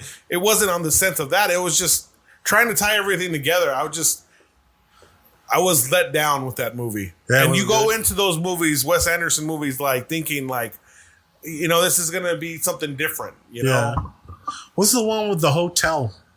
See, that's another one I've never seen. That one's good. That's my favorite Wes Anderson movie. I forget the name of that movie. Yeah, I can't remember it either. But that one's hilarious because it's got fucking, what's his name? Voldemort. Isn't Fantastic Mr. Fox a Wes Anderson movie too? I have no idea. That shit's funny as hell. That's on HBO Max. Okay. Oh, it's called Max now. Yeah, it's called Max. You know what's funny? I saw a meme the other day. It said HBO Max went to just Max. Peacock, your move. Hell yeah. Oh, that's Cinemax. Fucking let me see. What else we've been watching? We've been watching, dude, they made you know the show, the movie True Lies? Yes. True Lies of Schwarzenegger and They made a show with that, right? They made a fucking show. Yeah. And you know who the fucking the dude is? What was homie that lived next door to fucking the Gallaghers? The tall motherfucker. You know what I'm talking about? He became a stripper and shit. Oh, Shameless? Yes. He's the guy that was like on the white dude? The white dude, Van. He was on like some show, Reba. He was on Reba like back dumbass. in the day. Never watched Reba. Dumb of him. You know, bro, I'm married. I watch weird shit sometimes, right? But he plays fucking Schwarzenegger. Never watched Schwarzenegger's Reba. part. Yeah. But this is the bullshit angle, okay? You know how it's like, you know, he kept his secret from his wife for years. Yes. And this and that. In this fucking show, in the first episode, she finds out because she thinks he's cheating.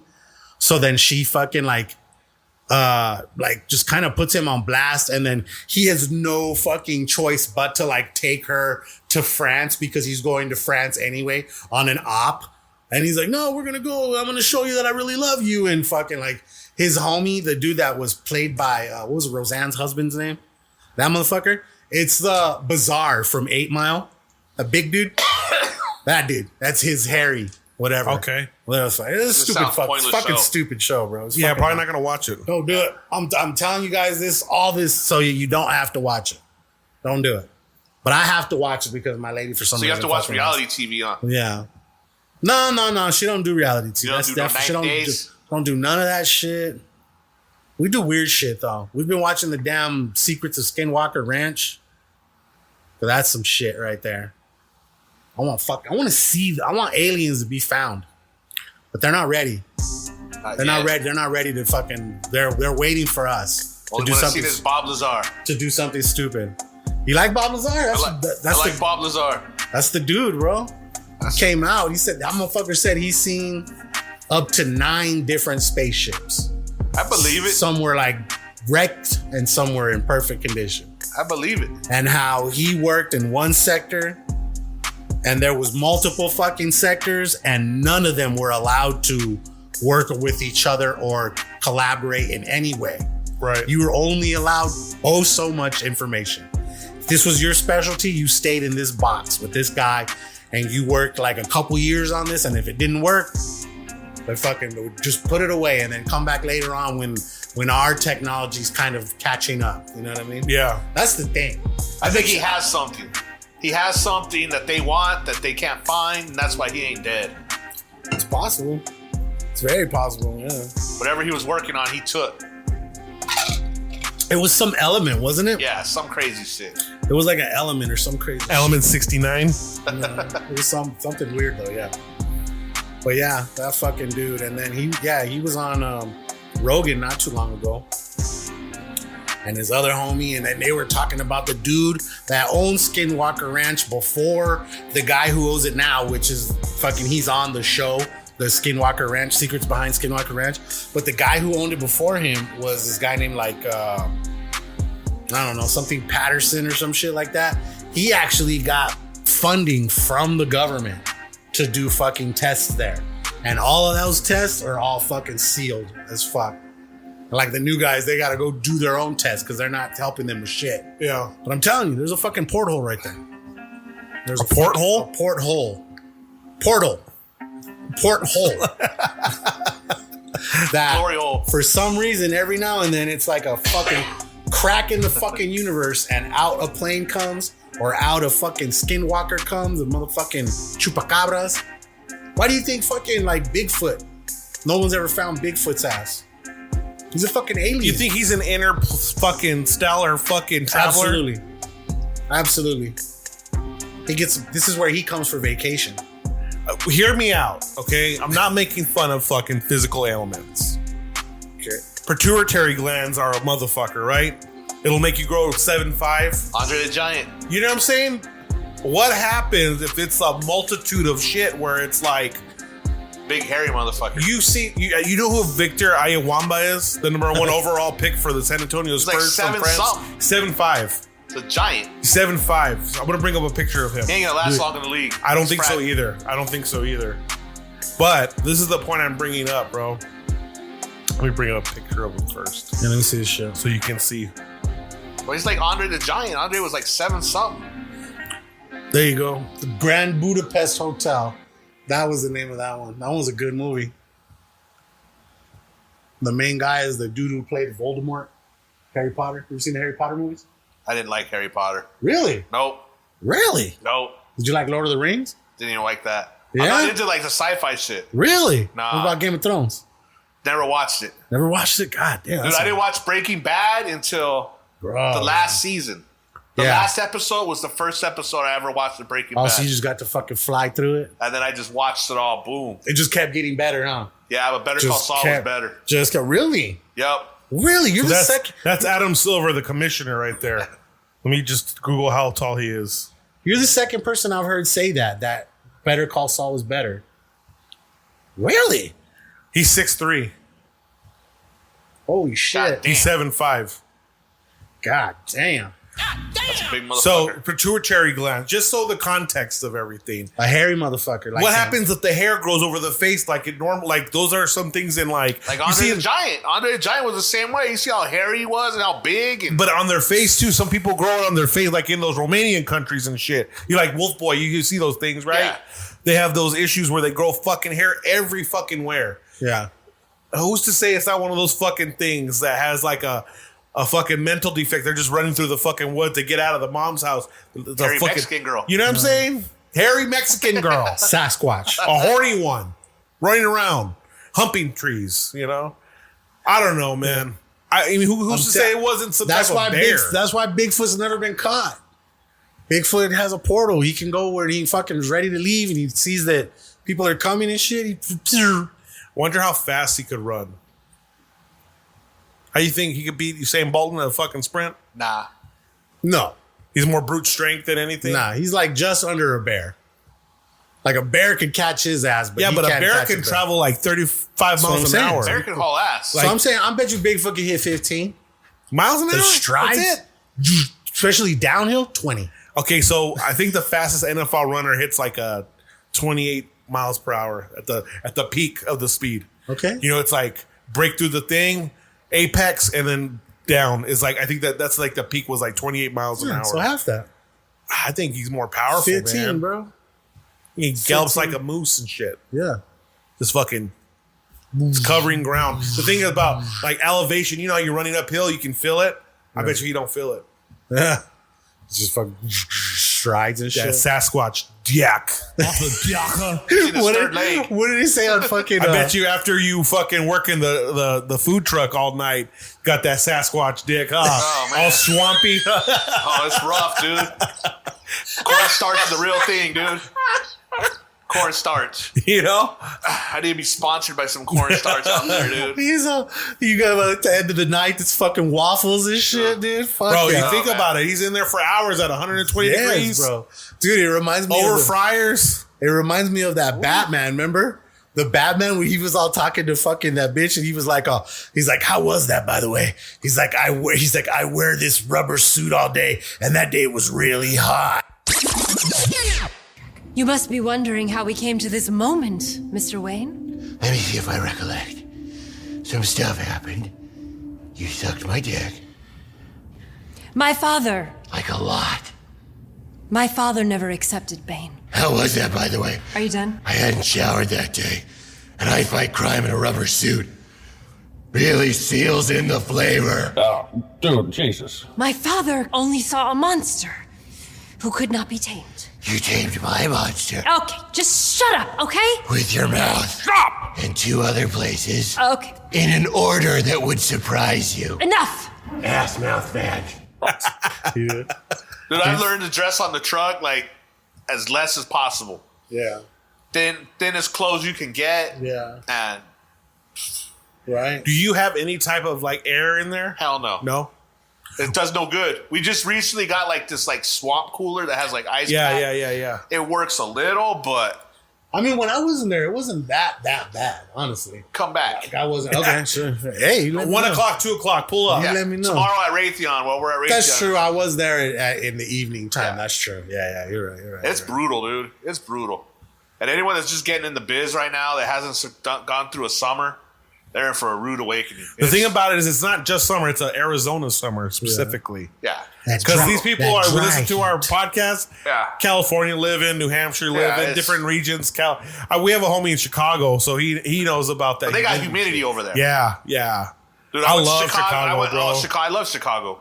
Great city. It's dangerous. Yeah.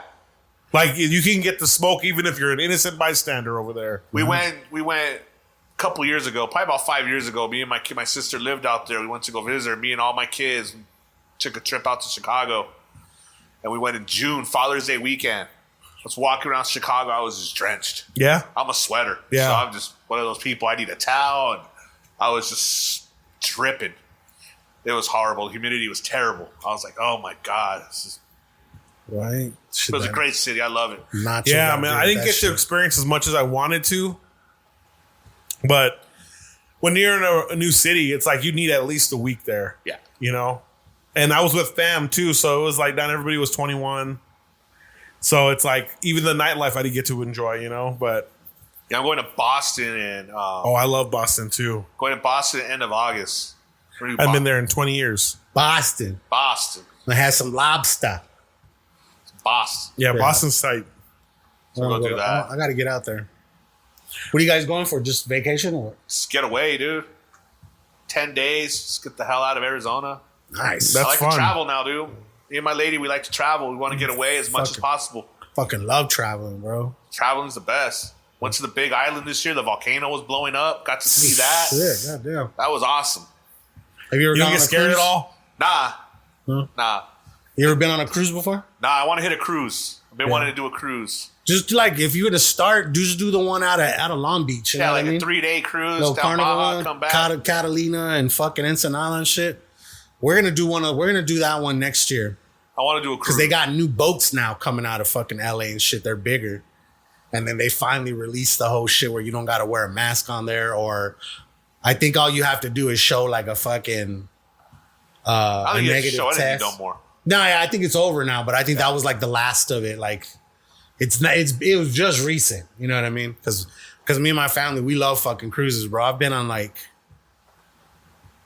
6. I got married on one, and then did my 10-year anniversary on another. My son, after he graduated high school, when he turned 18, he went on a cruise with a couple of his homies, and they went on a cruise to Mexico. Little shit was out there partying, all kinds of shit. Bro, that shit is fun, man. And it's like, bro, you see that fucking asshole that jumped off? Yep. Got eaten by sharks and that's shit. What he gets. I'm gonna say this, bro. I feel for him because you don't want to see nobody die, you know. But he was acting a fool. He got what was coming to him. What was a crazy fucking little factoid that I learned. It takes 2 miles for that ship to turn around. and they're cruising. So 2 miles at what, 15, 20 miles an hour? It's gonna take them. Well, yeah, but I'm just saying though, that's a conversion. Right. It's like 20. Like they're not going super fast. Dude, they have to fucking take their time turning, dude. You know, like it's a fucking situation. It's flipping a bitch, literally. I seen a fucking video of a current in a wave pool that professional swimmers and college swimmers jump in, and the water's going at 24 miles an hour, and they're testing their speed, and they're going. No one lasts more than 4 seconds, and they fucking go to the edge of the pool. So you're talking about ocean currents, bro. Like it's gonna pull you down. You know what I'm saying? Like you're not gonna last. You're not gonna last out there, bro. Like that is literally committing suicide. Yeah, he's stupid. I think he thought that they would be right. You know, they're gonna stop right in place. No, they're gonna something's gonna get down. They're gonna get them. No. Sometimes they don't even know that you've fallen off. You know? I think that I heard this ridiculous number. Well, I watched a thing about like in World War II, like if the guys fell off like the Navy boats when they were going to for wherever they were deploying to, they fell off. They just kept going. They didn't stop. They just kept going. Dead in the water. Yeah, you're gonna get eaten or you're gonna drown. Yeah, or both. You know, you're gonna drown then get eaten. Yeah, you just gotta know how to act. I mean, that's what it boils down I'm telling to, you, man. Yeah, it's a fun ass time, bro. Because like if you add up all the food, the amount of food that you can eat there, and then the fucking like a hotel for a whole week, entertainment, you know what I'm saying? Comedy shows, fucking Vegas style fucking shows and shit. And then like the food is not bad. You know what I'm saying? Like it's not horrible, it's not great, but it's not bad either. You know what I mean? For shit that gets mass produced, it's some good shit. Yeah. I think the dinners are where it's at. Yeah, they're fun. You got the 5-star dinners with like the 3 courses and shit. And like I said, every time we've gone, man, we never go with anything less than like 10 people. My mom wants to take the kids on a Disney cruise. I'm like, nah. Them shits look fun as fuck. Nah. They go to Disney's private island and shit. That's cool. The motherfucking Black Pearl is there. It's called Epstein Island for Fernando. No, sir. That's where they fuck kids, okay? No, sir. This is Disney's island. Yeah, they fuck kids at Disney Yo, it's too. co-owned by Epstein. No, it's not. Let me see. Where the fuck are we at? Checking, no. Fashion and pop culture shit. Nothing. Oh shit! Oh, good. Shit. Man, there's some ugly ass shoes. You know, bro. I mean, Hey man, I got a pair of New Balances at the house. No. But there's just something like that. Yeah, what is that? Asics. Like, That's come on. crazy. Yeah, I wouldn't fuck with that silhouette either. Silhouette. What we got next on the docket? Look at them shits.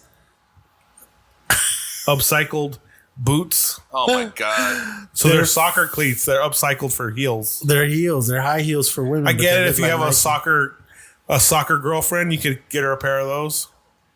Like, yeah, girl. You can flex like on. You gonna get the gold tonight. You gonna get the gold. Oh What? shit! Deep fry those right there. We're fans of the Oreo cookie on this bitch, so yeah. That Bowser. Like every time they do like different flavors and shit. What was the one that we had that tasted so horrible? Oh, it was a Supreme. The Supreme one. Oreo. They did a red Oreo, but the problem is that they were expired, so they're all stale and shit. We're like, these are nasty. Tasted like cardboard. Oh, you know what? Speaking of which, have you seen the Idol yet? The what? No, is that good? With the Weeknd there, I thought his name was something else. Abel. Fucking Abel. Yeah, I heard that show's good. It has like a higher rating than a lot of the shows that are on ESPN. All right, who's the girl? Who's the girl? Is that Margot Robbie? No. I don't even know. Anyways, my ladies' Yeezys came in finally. Oh yeah, you said last week. Last week, yeah. She finally tried them on. She likes them. She gets the hype now. Fucking year later. She loves bro. them or what? Yeah. She's saving them like for when we go out of town and shit like that. I was like, them shits are theme park shoes right there. You know what I mean? Like you could walk around all day and not have your feet hurt. I learned that. We went to Disneyland a couple months ago. Like it was like October, and I had a pair of Yeezys that I took with me and shit. And my nephews, they all wore like Jordans, Air Force Ones, and shit like that. Dude, by the end of the night, they were like all. Oh, dude, I wore a pair of Vans to Disneyland. That was the worst experience. Fuck, it's like wearing Chucks. I wore a pair of Dunks to Vegas. That was a bad mistake. Yeah, that's what you did. Telling you, both. I wore a pair of chef shoes to Disneyland one time. My chef shoes, it's comfortable. I was like walking on pillows. Yeah, right. Like I still have like the foams. You know what I'm saying? Take those and shit like that. And then think about that. If like you get on a ride where your shit gets wet, those won't stay wet. These right here are my go-tos right now. Okay. The waffles. Yeah. The water just beads right off, and then you just change your fucking socks, right? Because I'm gonna tell you what, that's the fucking theme park fucking must. These are tight. You need to take extra pairs of socks. If you're about it, take pairs of chonies and another shirt. Okay. My back, bro. I'm telling you, I pull up. My backpack has 2 pairs of socks, 1 pair of chonies, and a shirt. So they fucking reimagined the Concords. Yeah. But they call them the Neapolitans because of the pink fucking bottom. Yeah, see, I like the purple ones. But the only thing that's purple is the shoe shank on the bottom. Yeah. That's the only thing that's Concord, which makes it Concord purple. That's why they call it Concord. Right. So this clear was blue. Yeah. On the other Concords. Well, it's a Neapolitan, that's why it's pink. I think they're dope. Yeah. I mean, am I gonna spend $250 for them? Most likely not. But I like the concept. If I get the 13s, I'd get the black and red ones. What are those called? Oh, the breads? Breads, yeah. I like those ones. But yeah. Okay, let me see. So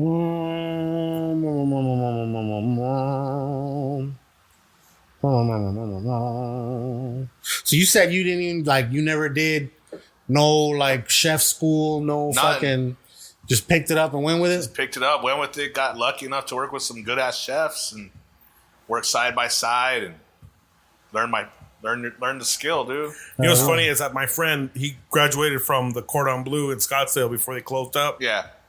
And I asked him, I said, would you rather prefer someone at a college like that or someone green, green behind the ears? He goes, someone green. Yeah, we used to break them. Because the reason is that you come in with all these preconceived notions and think that it can only be done this way when it's like, forget what you learned. This is real world. This is the real world. Yeah. So it's just weird how things are, Like you go to learn cuisines, Yeah. You go to the pastry world or you go to the actual food world, But until you're in the fucking trenches on a line, you don't really know what you're dealing with. Well, I learned both. I learned the line, and then I learned production. Production, yeah. For banquets and caterings and just... And that's a whole nother process. That's a whole nother world. Because you're learning how to cook for the masses. Right. When you're feeding... And all the temperatures of the food staying on point, right? Oh, yeah, it's crazy. We would have these kids come in from culinary school, and they'd be like, oh, yeah, I can do this. I'm like, dude, here's 10 bags of onions. I need them all cleaned and peeled and cut a certain way. And these kids would be trying to do it. I'm like, dude, we don't have time for that shit. Here you go. This is how you cut. Peel this, peel it. And they would stop trying to make a rose out of the onion, fool. They would be trying to do they were like, this is how they showed us in school. I'm like, what they show you in school, nice, but no, never mind. We need this shit done now, time. Yeah. It's just crazy. They paid a lot of money to get shit on when they hit the real world. Well, the crazy thing about it is that those schools closed down, a lot of them. Yeah. Like SUVA, Southwest Visual Academy of Arts or something like that. It was on Grant and... They were just taking people's money. They were an accredited university, but I had a friend that graduated from there and they folded. He's got his degree. He owed the school money.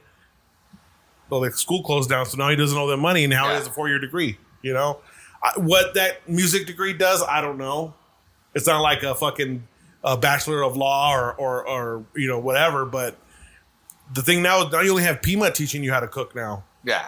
And they're just teaching you to get you into the places and that's it. Basics. Is that what their programs are That's usually? what their programs are for. Just the bare basics.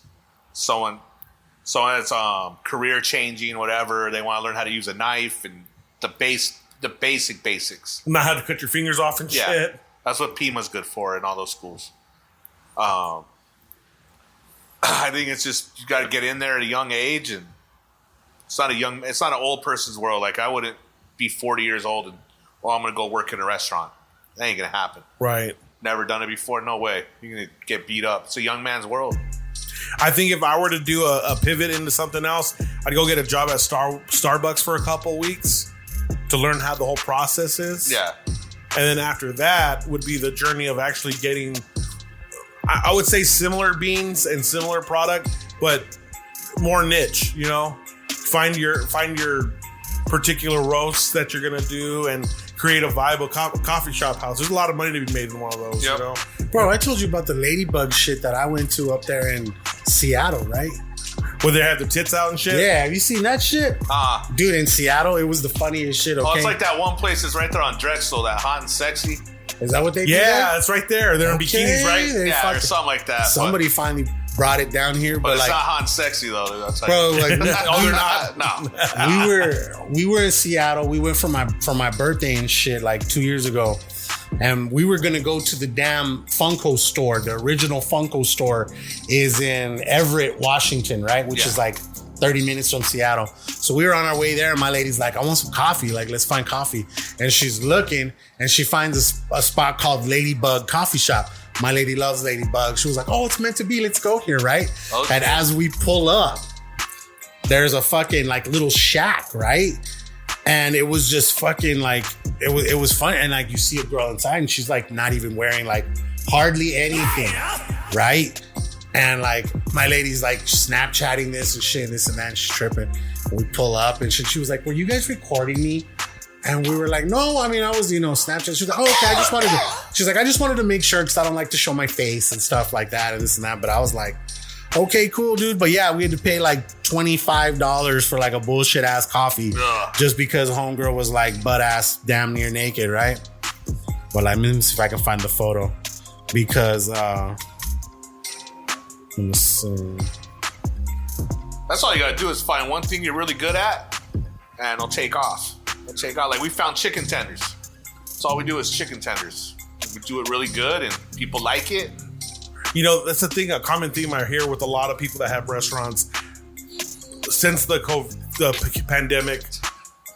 We didn't ask her to do anything. She was just like, hey, can I get a picture of you handing my husband the fucking coffee, right? She's like, it's his birthday. And she was like, okay, I'll do you one better. She's like, here, give me your phone.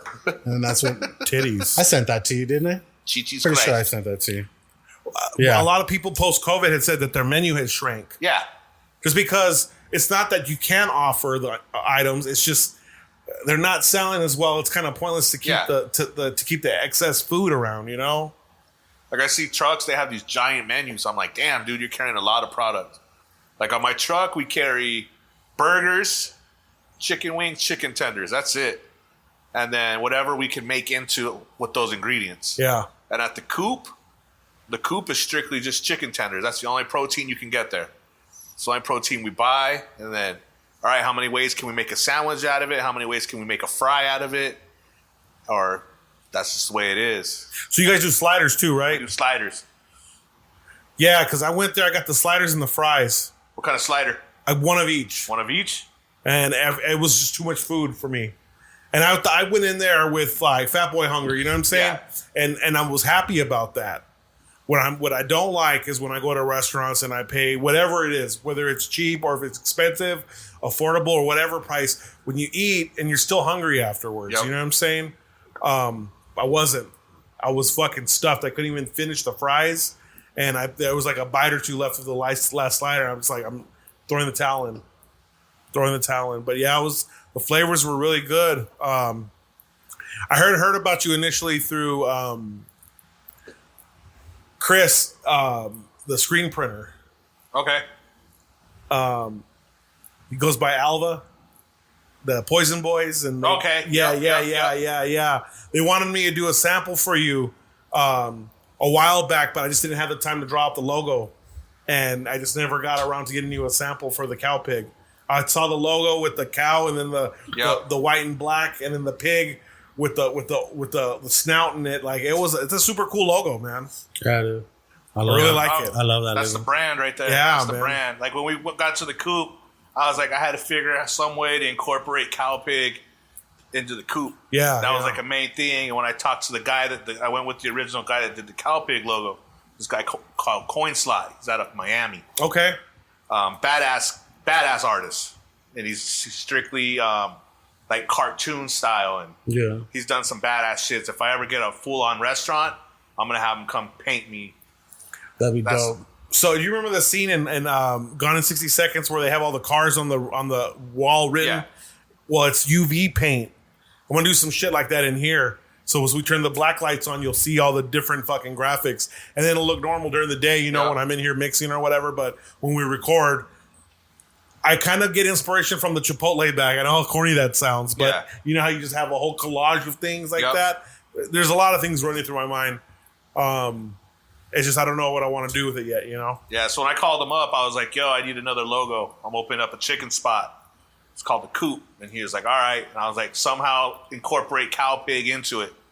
And so then he sent me the logo a couple weeks later. And he had the C and the P still the same, but then the two eggs right there. I was like, hell yeah. Yeah. And then he sent me the other logo with the cow and the pig and the chicken coop.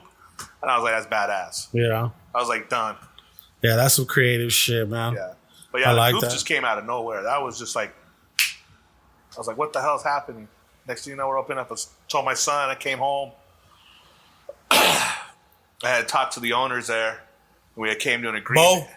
Not Bo, Memo. Okay. We came to an agreement, came home, told my son, I'm like, yo, quit Charo. I'm like, you're going to be working at the Coop. Was he at cafe or? At Steak. Steak, okay. At been eating there yet? Is it good? It's good. Pricey? It's up there. Yeah. It's up there. Yeah. But he was just like, why? I'm like, we're opening up at American Eats. And he's like, really? And he's like, yeah. And I was like, that's going to be your spot. And he was all about it. He's only 21. He turned 21. Awesome. Hey, man, what I've noticed is whatever work you put into your small business is what you're going to get out of it. Yeah. I mean, this is step one. Step two, the food truck, the brick and mortar. A third concept might be down the road, not too long. Yeah. That's fucking awesome. More kid. I still got one more. He's 16. So training him up to run the third spot. So the one thing I could say, all my boys, they all ran through McDonald's. They all ran through McDonald's one way or another. My middle one, he took it to like the next level at McDonald's. Like he was getting ready to get his own store. Really? Yeah, and he was only like 18. Damn. He was like really good. He took notes and learned the whole process of how to run like a quick service fast, and he's implementing it there now. Yeah. Like whatever he learned there, he's implementing it there. And the same with my other boy, he implemented it like the stuff on the truck. That Founder movie's pretty dope. Yeah. So like it's all like my truck is basically like an assembly line. Yeah. So it goes, everything has its steps and how we produce everything that comes out. Like there's no steps that are missed. Like everything has its way of being made. And that's how it is at the Coop too. There's steps to everything. Yeah. And they all learned that through McDonald's and how to manage and all that stuff. And now my youngest one, he's coming up the ranks at McDonald's. He's only 16, but he's going to like the manager classes. All that stuff is valuable. Free training from a company that's worldwide. Yeah. So yeah, that's the stuff they're doing. He's young. He's 21. My other son's 25. He's running the truck. Hopefully they can run it without me so I can become retired and just chill, dude. Fuck yeah, bro. But I'm having fun watching them. It's cool. My kids hit like the right age at the right time. Hell yeah. Like I have a lot of friends that are still in the business and they have kids that are either way older or super young. Super young, yeah. And it's just... I have a 10-year-old. Well, she's going to be 10 in October, and I can't see myself starting the clock over again, bro. No. I mean, even if I do find a partner, like, in the next 3-4 years... It's rough. It's just, I don't want to do the heavy lifting. No. There's a life outside of parenting. Yeah. And I don't mean to say that like I'm ungrateful for the task that I signed up for, because once again, I signed up for this task. Me and her mom decided we wanted a child, and we attempted to have a baby, and we had one, so I'm enjoying every single, how do you say it, milestone. I love it. Yeah. I love her youth. I love her becoming a young woman. Gonna be, you know, a teenager soon. Like, I love every aspect of this shit, bro. It's great. I'm ready for my second life as well, too, bro. Like, my kids, they grew up watching me in the kitchens. Like, they grew up seeing me. And I love that because my daughter's seen me go set up at my gigs and shit. You know what I'm saying? Like, my kids have gotten to work side by side with me as little kids. They've seen it all. And now they're in the biz and they're able to do it. They're maybe not like in the restaurant. They're handling, but it's a totally different thing that they're handling. But they're still taking care of it. And it's great. It's great. I think the biggest problem of having a restaurant is the fact that you have rent due every week or month, you know? Like, that itself kills a lot of the businesses. I'm speaking downtown specifically. Yeah. Because your rents are so high downtown, but there's no fucking parking. Nope. Like, I'm blessed. I have a parking pass that my fucking company that I work for, that I DJ for, they supply me with a parking pass, or else it'd be a bitch working, you know, finding parking there. Like, every week, like, having to fucking drive up and down the fucking street to find parking. Lug your equipment, all that stuff. Yeah, well, luckily, I'll have to take my laptop now. Yeah. It's a lot easier now these days, but yeah, it's crazy. I just like watching my kids. That's dope, bro. If you were to have another brick and mortar, where would it be? Don't know. I didn't even think I was going to have this one. If you would ask me a year ago, I would have been like, hell never, no. Right? I'm not going in there. And I knew the kids from Monsters. Yeah. And they would be like, yo, you would be good up in there. You should get up in there. There's spots open. I'm like, nah. And then one day, they're just like, yo, there's a spot open. I was like, all right, let me take a look. Because the truck was hot. The truck was moving, and I'm just like, all right, I think it's the time.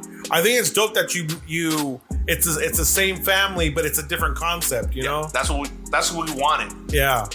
It's like, why have two of the same things? Yeah. Because it's going to take away from the truck. That's a dope. 100%. That's a dope if people want a burger, they know they got to go to the truck.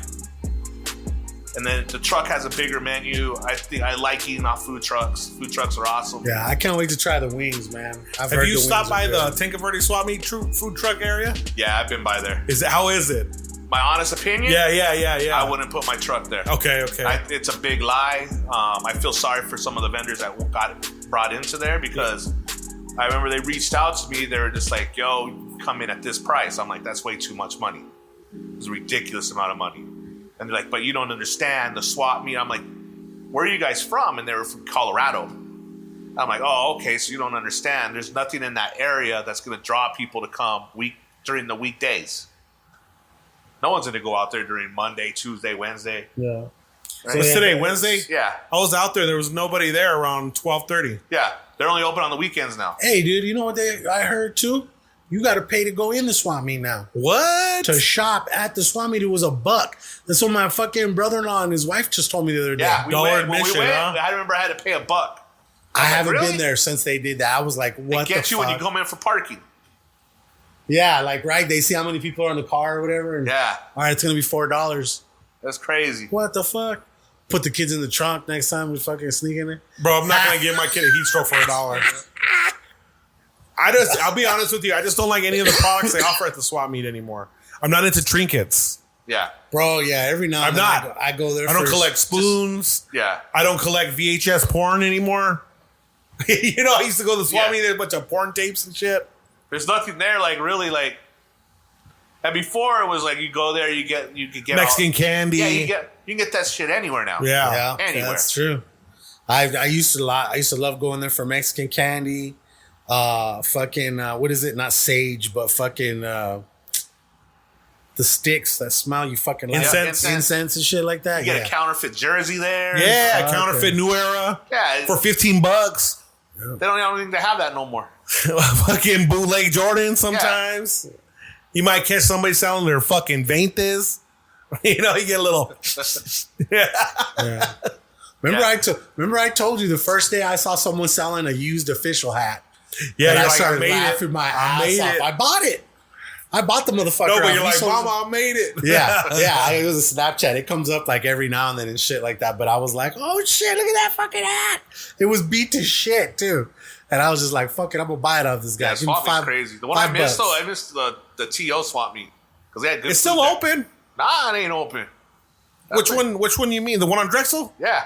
Oh, they closed it? That's been closed since COVID. Really? Yeah. Oh, because of TO, that's why. You know what's crazy? You could go cook over there with no permits and sell food, bro. Yep. That's why the food was good over there. Fire, dog. Fire. That was fire. Yeah. Damn, so it's been closed since fucking COVID, huh? Yep. Damn, I miss the mini donuts. I'll be honest with you. It was always a shitty fucking place to visit because there was nothing really good to buy, but the food was always on point. Food was good. Always. Yeah. Really not good. Just the popovers either, you know? Right. My mom used to go and get steak and eggs over there. I'm like, Mom, you're gangster, or you just don't give a shit about having diarrhea. Used to go when Rustico was there. Rustico? Yep. No shit. Yeah, it's been closed since COVID. Hasn't reopened. Damn. That's fucking crazy. So you did like what made you just decide one day where you were just like, we're gonna do chicken and hamburgers and that's it? Like, especially, you know, just that combination too. Like most people would probably go either or, you know what I mean? But I had a lot of room on the truck. I have a big truck. You've been on it. Yeah. A lot of space on there, and I tried out different things. I had all kinds of different concepts going on in my head. Originally, I wanted the truck to be for breakfast. Okay. Just breakfast only, but we tried it, and people just want breakfast burritos. Yeah. It's stupid. There's more food other than just breakfast burritos out there. You know what it is, bro, though? It's like you get that satisfaction of being full. Yeah. You know what I'm saying? Like you get the thing is that you get a breakfast burrito, sometimes they charge you like $12 and it's this fucking big, bro. That's a problem. Because when you go to Bethel's, you get a fucking $9-10 burrito for like this fucking big, you know? Those used to be $5. Right. I made hats burritos $5 again. Make carne asada burritos $5 again. Yeah, I had made one of those hats, but it sucks, dude. I mean, I don't expect anything for under $10 anymore, and that's just me as a consumer. So one of my biggest complaints I get from people have been about pricing. I'm like, look, people. I'm like, you can go to Burger King and you're gonna spend $13, $14 for a Whopper meal, for a combo meal of crappy food. For me, you're spending $15. You're getting a quality burger that's cooked right in front of you. It's good stuff. But people don't comprehend that. Bro, trust me, working with Squared Up, bro, like I have people telling me, bro, you want to charge me $7 for a square when I can go get a whole pizza for $5? Go get that piece of shit pizza. That's a piece of shit. You ever see pizza. that meme? It goes, Little Caesar's pizza tastes good when your girlfriend's not bitching your ear about it. Yeah. It's crazy. Like my son bought Dave's Hot Chicken. Yeah, He bought their cluck, their big box. It was $20. We sell the same box, and that box they only got like 3 tenders or something like that. And ours you get 5 for $20. But people still throw a fit. Oh, it's expensive. I'm like, no, it's not. Nah. Yeah, and it took my homie Pat showing me, like, he was like, he's like, look at how much a fucking quarter pounder with cheese is now. Yeah. You know what I'm saying? There's not even dollar menus anymore. Like the cost of food has gone up. It's crazy. You know what I mean? Like we just raised the prices the other day. We had to, bro. Like he hadn't raised them like in a whole year. Yeah. And I spent like the fucking like most of a fucking night with him. And we went over all the prices. I changed all the menus online on fucking DoorDash and all that shit like that. And like fucking, yeah, bro. And then we were looking at what other places here in town were charging for fucking like the whole pizzas and shit like that. Some of these other places don't even sell it by the slice. Like you go there, you got to get a whole pizza. It's crazy. You know what I mean? Pricing for food is crazy. You get a large pizza for $20-some or an XL pizza for like $28. Yeah. You know what is the difference in slices? Like 4 slices? Something like that. You know? So, I mean, I'm used to that type of shit because I go to California a lot. And when you're in San Diego or whatever, you get a fucking pizza for the family. Usually like almost $30 when you go to get it, you know? Oh, yeah. So I think we in Tucson are just used to smaller. We're not used to the inflation that's being shoved down our throats right now. Right, yeah. And all you got to do is thank Joe Biden for that bullshit. Pretty much. Fucking sending all that fucking aid money to Ukraine. Send The that fuck, shit bro? here. Let's fucking feed our own, you know? It's crazy. It's the price for food is just ridiculous. I remember when I first started doing tenders, it was $4 something. This was last summer. My whole family could tell you about me bitching about the pricing. I remember I used to buy them pre-COVID. They were 99 cents at the Merit Foods. You get a 40-pound case, 99 cents. And then I was buying them last year, so I'm like, I'm gonna do tenders on the truck like an idiot. It was $4 a pound. $4 a pound. Man. From $1 to $4 a pound, huh? God damn. And I look at it like every day, like people don't see the pricing. Like you go in, like fryer oil. Fryer oil used to be $19. That shit shot up to almost $50 a container. God damn. My truck takes 3 of them. So you just do the math there. So what do you have to change oil every day? Every week. Every week? Okay. Every week. We try to change it every week. What's the longest you can go, like legally and health wise? Probably about a week. Week? There's some. If you walk up to a truck, if you smell the grease, that means they haven't changed their oil. That oil's dirty and looks probably like motor oil. Yeah. It's crazy, but yeah, there was just like French fries. French fries shot up. They used to be $19 a case. Now they're pushing $50. So when you got to buy the fucking potatoes yourself and chop them? Those cost just as much. Really? You might think you're saving money because you're chopping them yourself, but you got to factor in the time that you're spending, your labor. Your time is the most important thing. Right.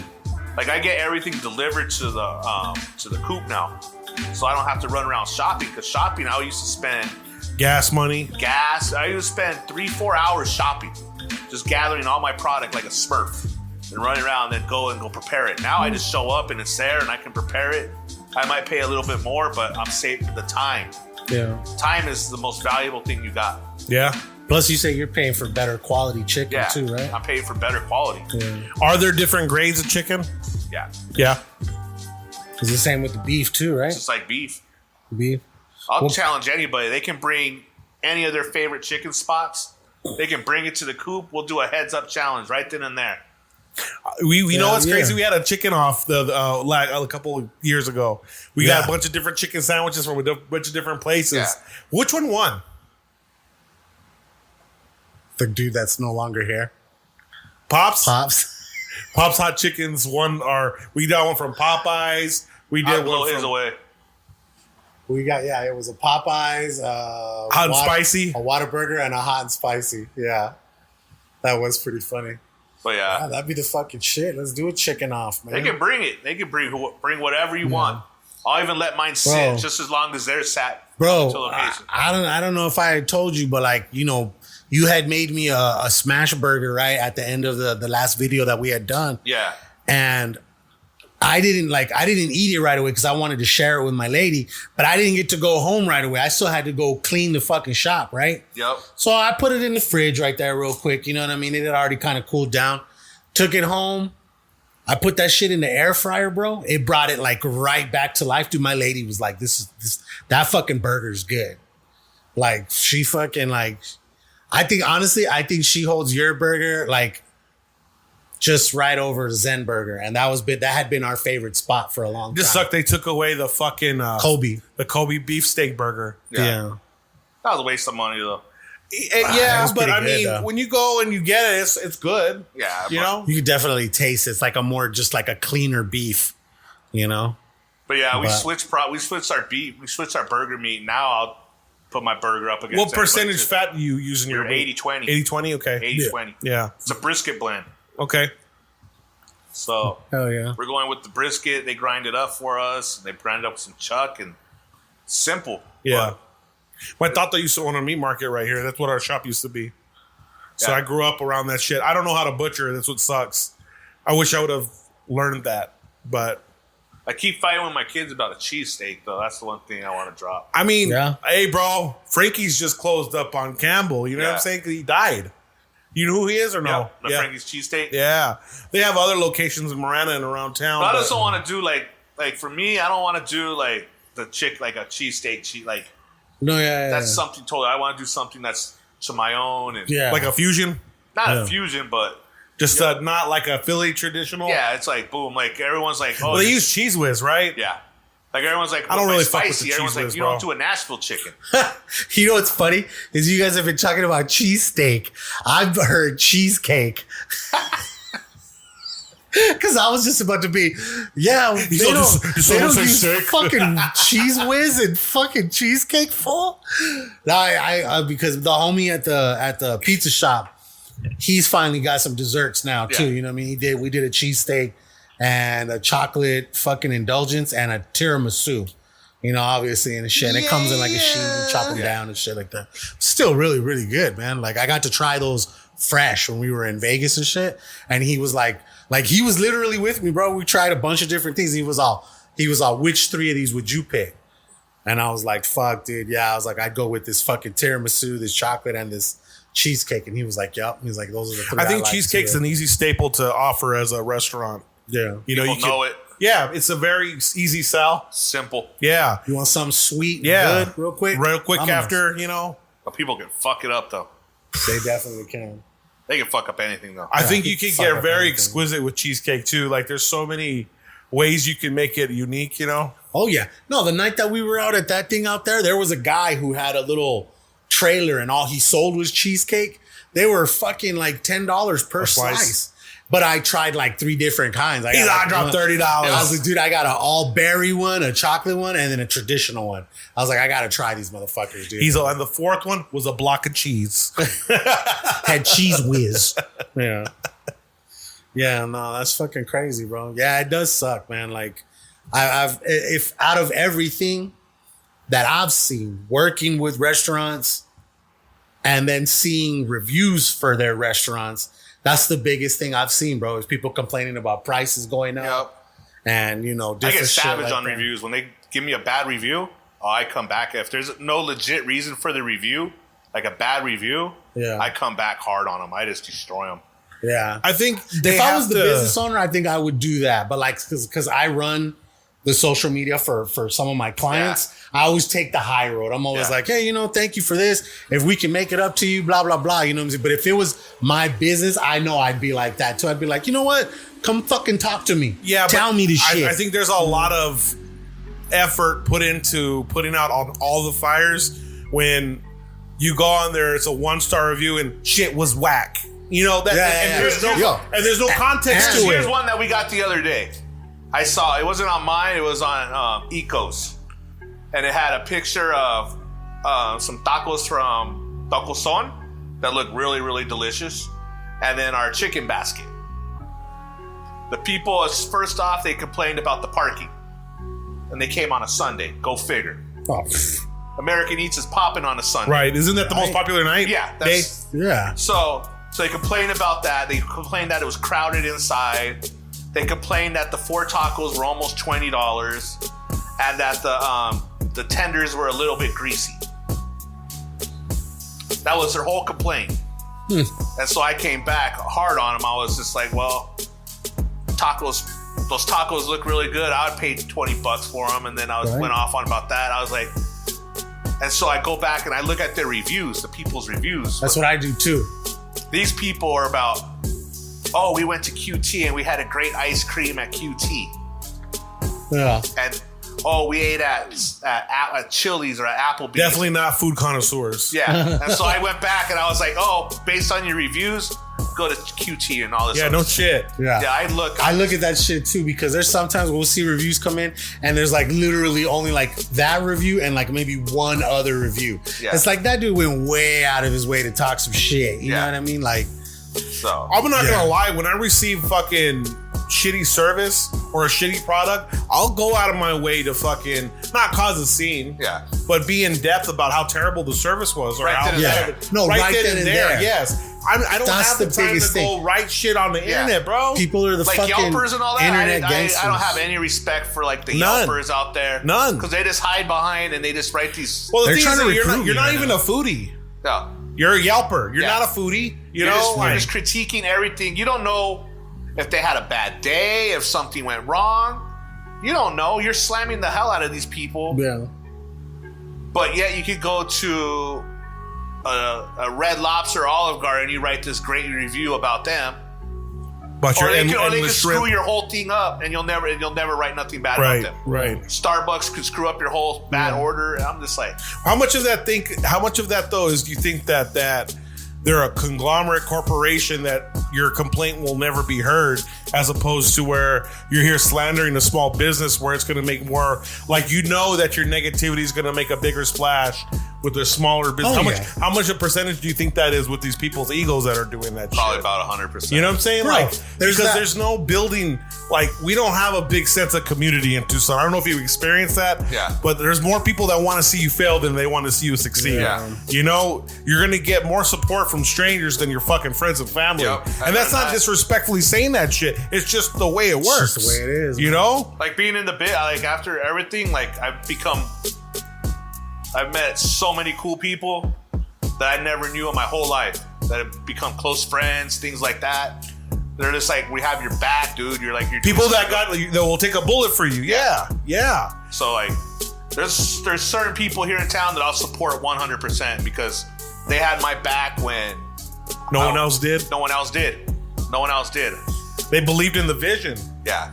Yeah. I think that's the biggest thing is that, you know, and they're basically on the same like the same playing field as me. Yeah. And they had my back, and it's just like they have their business. Like Mateo Rollies, 100% stand up guy, dude. He's had my back ever since I started. Yeah. Monsters, same with them too. They're hella cool. I've watched their journey, and they're doing their thing. Like Tacos Rusticos, same thing. They're the one on Grand, right? Yeah. Charlie's Barbecue, he has a food. He's 100% behind me. I have his back. He has mine.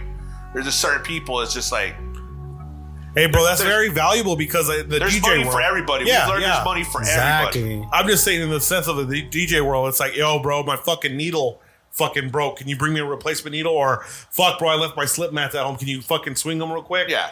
You know, a DJ will come and do that for me. I'm sure, like, if you were like, yo, you got any ketchup? Like, bring me a fucking gallon of ketchup, bro. I got you in the next round. Like, I'll go drop one off tomorrow. I'm sure you have some shit like that. Yeah. You know what I'm saying? Like, that's just dope to have that type of network, bro. Yeah, like you learn after a while. Yeah, you know who's there for you and who's not. Yep. You know, I got hit up by Yelp. They wanted me to be like a Yelp elite member. Oh, yeah? Yeah. Yeah, they used to call me left and right to join up, to advertise. I'm like, no. Yeah. There's a lot of positives with the promotion with these different entities, but I think you did it guerrilla style, man, where you just fucking started with the food truck and it's like you built your name, you know? Yeah, we built a brand, literally a brand. Bro. I mean, I think quality control is the biggest thing for expansion, you know? Like it's... I say this about Waffle House. Everybody has their opinion of Waffle House. But I've been to multiple ones across the nation. And the common thread is the food always tastes the same. Yep. You gotta be consistent. That's it. I mean, I've gotten to McDonald's and I've tasted eggs that they didn't taste like they cooked. Yeah. But with Waffle House, for some fucking reason, bro, everything's always been on point. And that's what I was going to tell you. I saw a meme that said that the other day. It said you've gone to McDonald's and they've fucked your order up multiple times, but go to a local business and let them do something wrong once, you'll never fucking go there again. Right. It's like people are fucking crazy, bro. It just hurts us more than it hurts the They don't chains, understand when you they're know? until they're in the business, bro. They don't understand. I think too, on the other end, like a lot of them, these are all to like the skeeving, hating people that all they want to do is put out that negative review on you. Yeah. They're just jealous. They want to be you. They want to be that chef that's working on the food truck, or the chef that's working at the fancy restaurant. Yeah. They're just jealous because they can't be them. Yeah. Because they can't cook worth the shit. They think they know, but they don't know. I They don't think know this the is time and effort behind it. This is a big thing, bro. It's a lot different from your family and friends saying you got good food as opposed to paying customers. You know what I'm saying? Yeah. Like anybody is like, well, my mom cooked it like this. This is how I cook it. And this is the best way you can have it. Well, you know, it's a little anecdotal. Just because you had it for fucking 37 years doesn't mean we all have that fucking palate. Yeah. Like who the fuck put raisins in the fucking tamales? Who said that was okay? Yeah. Period. Or an olive. Or a fucking olive. I tell my mom the same shit. I'm like, Mom, what the fuck we doing here? But that's why I'm like, look, if there's olives, just don't get them with the goddamn pit, please. Yeah. I don't Like, want to I chip a fucking tooth. break a fucking molar or something. I don't mind all If this. you can feed 1,000 people, a whole ballroom full of 1,000 hungry people, and get nothing but compliments at the end, come do that. That's all I gotta say. If you can do that, more power to you. I think you got thrown to the wolves, bro. Like you said you've had good tutelage going through this career, but like you said that you got into the casino and had to move food for the masses, so it's just you're on a different playing field than a lot of these dudes, because not knowing how to service that many people at one time, that's something you can't. You have to be in it to fucking learn it. You know what I'm saying? Like it's not in a textbook. No. You have to go through it, you know? You have to experience it. Fuck, the eggs aren't here. What the fuck are we going to do? Type of shit. You gotta fuck up. You're just fucking putting out fires the entire time, you know? Like, oh shit, these people came in heavy and they're eating like pigs. And guess what? You got to start coming up with more food. Because they want more food. They're eating like pigs. Like, what the fuck are you going to do? Well, because you fucking portion them out for everybody, right? Yeah, Is that what you're getting at? Dude, I'm telling you. Well, you understand the whole concept of pigs eating in the trough. They're just fucking eating until it's gone, you know? Dude, there's like people like Mañoso, basically. No. You have a buffet and it's like, this is your buffet. It's not all you can eat. It's you just go through and you get your food. You don't make multiple trips and fuck. I seen some wild shit. Just some wild shit. Bro, I'm telling you, me and Chef Mondo, we did a quinceañera, but the spot that he was at, they were pissed that they didn't get to use their own cook. So like the fucking señoras that were helping with the plates, they were setting him up for failure from the beginning, right? They didn't give a fuck who they were giving plates to. It got down to the point to where he ran out of birria and the main people hadn't even fucking ate yet, right? So we were like, what the fuck? Mondo dipped out, had to go to some restaurant, got some birria, came back, right? Fed them, you know, we felt all sad. He was being super fucking sad and shit like that. We're packing up and there's these fucking cholos outside and shit, big old gordo motherfucker. And then Tia walks out and she's like, hey, you better go get some more food. They just brought more food. And he was all, shit, I already had 3 plates. Like that was like, dude, what the fuck? Like I seen some wild shit. So here's a story. When I first went to the casino, never seen this before. These are players. This is a player party, so it's the VIPs. Things. Oh, so they get whatever the fuck they want. Yeah, but trip out. So we had this buffet, so we did quesadillas. We had quesadillas out there, and we had these griddles, and we just loaded them up with quesadillas. Here comes this large, evil woman. Love the description. I'm gonna end it like this. She goes through the line. She grabs the whole tray, takes it to her table. Didn't give a shit about anyone behind it. It was so everyone just looked at her in shock. I'm like, yo, lady, you can't do this. And she just looked at me and just like whatever, and just started eating, just started grubbing on those quesadillas. She's all mine. Started speaking Jabba the Hutt. Rude, like some of the rudest I was. Yeah, udu boda quesadilla. Jesus. I mean, I'm cut from a different cloth, bro. I don't take more than I need. Yeah. You know, and I just never operated like that. I'd rather not eat so everybody else could eat. You know what I'm saying? That's just the type of person I am. Yeah. Yeah, I seen this where it just got out of hand with the food, and we were just going. I'm like, the chef would come in and be like, "What the fuck's the problem?" I'm like, "Dude, they just not stop eating. Yeah. I can't. I have to keep firing if they keep wanting more food. There's nothing I can do." And finally, someone has to go in there that's higher than my pay grade and has to cut them off. Be like, yo, that's it. No more. Because they would literally just eat the living shit out of everything we had. They were like locusts. They would just come in. Yeah. Well, fuck, bro. Some of those people that are the VIPs are there for 18 hours. Yeah.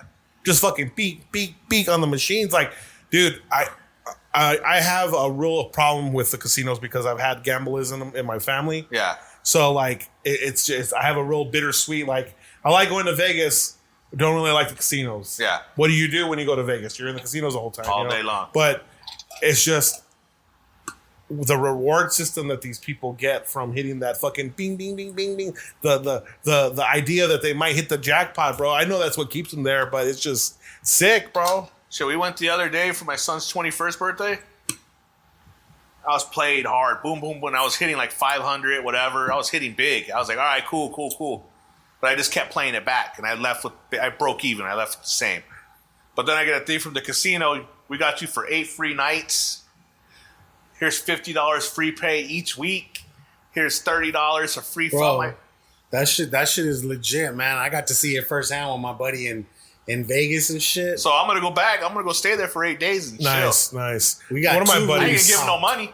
Yeah. One of my buddies is the top tier at the Desert Diamond. Yeah. I went to go watch The Cure with him in Phoenix. They had a shuttle that took us from the Diamond. I believe it. We went to the suite. All you can drink, all you can eat. And then he can pick whatever he wants because the motherfucker, he won $65,000 last year, but he spent $75,000.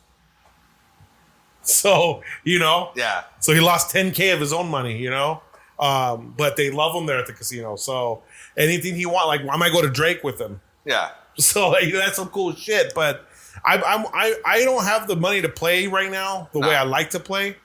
But I like Texas Hold'em. Texas Hold'em is fucking fun. I don't like playing anything like that. No?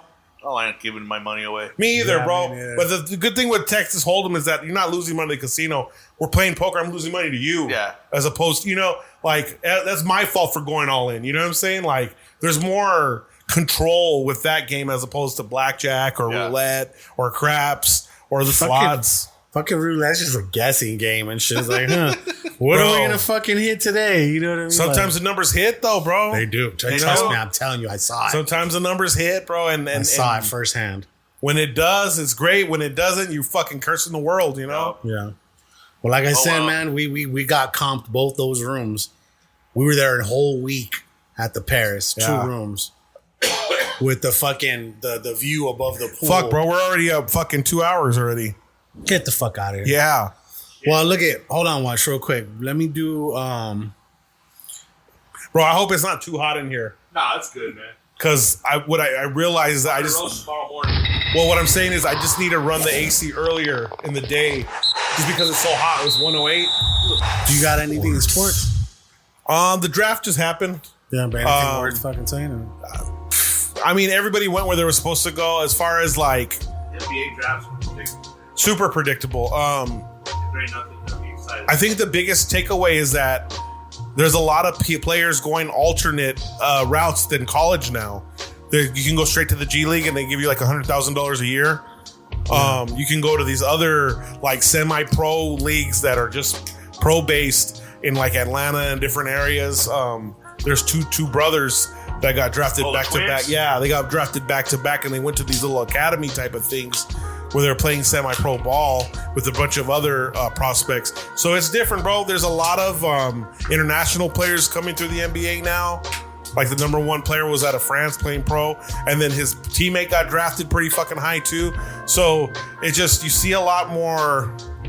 Like the guy that from Gonzaga, the senior, is a real tall dude. He has a mustache. He's like a 7-footer. Played in the national championship. Didn't get drafted. Damn. He was one of the most premier big men coming out of the draft. And then Hawkins from UCLA goes to Miami. That's a nice pickup for them. I think Miami's going to be competing for the finals again next year. Probably, yeah. And then fucking Chris Paul just fucking, I think it's still a shock that he didn't even land in Washington, D.C. before he got traded to Golden State. I think that's still funny, man. That's... So Chris Paul went to Golden State? Yeah. Oh, okay. Yeah. But that's because we got that other dude, right? Well, we traded him to Washington for Bradley Beal, straight up. There you go. Playing for football. Who's your team? Cowboys. Okay, that's weird coming from LA. We had the Raiders and they left up north. I couldn't support a team that was up north. I feel you. I'm a Cardinals fan. Born and raised in Arizona, you know what I'm saying? They came here in 88. That's what my team knew.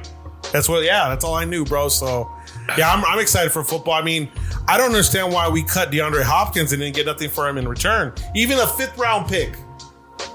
You know what I'm saying? Yeah, now that's all dead money we can't spend on other people. Yeah, I'll have another long, horrible year. They can't get their shit. No. I mean, honestly, I think the fucking Cowboys might land that fool. But they're going to give CeeDee Lamb a huge contract, so I don't know how that's going to work out. Yeah, who knows? The players got to stop being greedy, though. I think running backs need to stop being greedy because they're just getting used up and tossed to the side. Right. It's just a problem because it's a business, bro. As soon as they can't use you anymore, you're gone. Gone. Look at Ezekiel Elliott. He still had years on his contract that weren't guaranteed. Yeah. But they And cut he's his not ass. even landed the team yet. Bro, he ain't gonna get picked up. Fuck no. There's younger players out there. Yeah, man.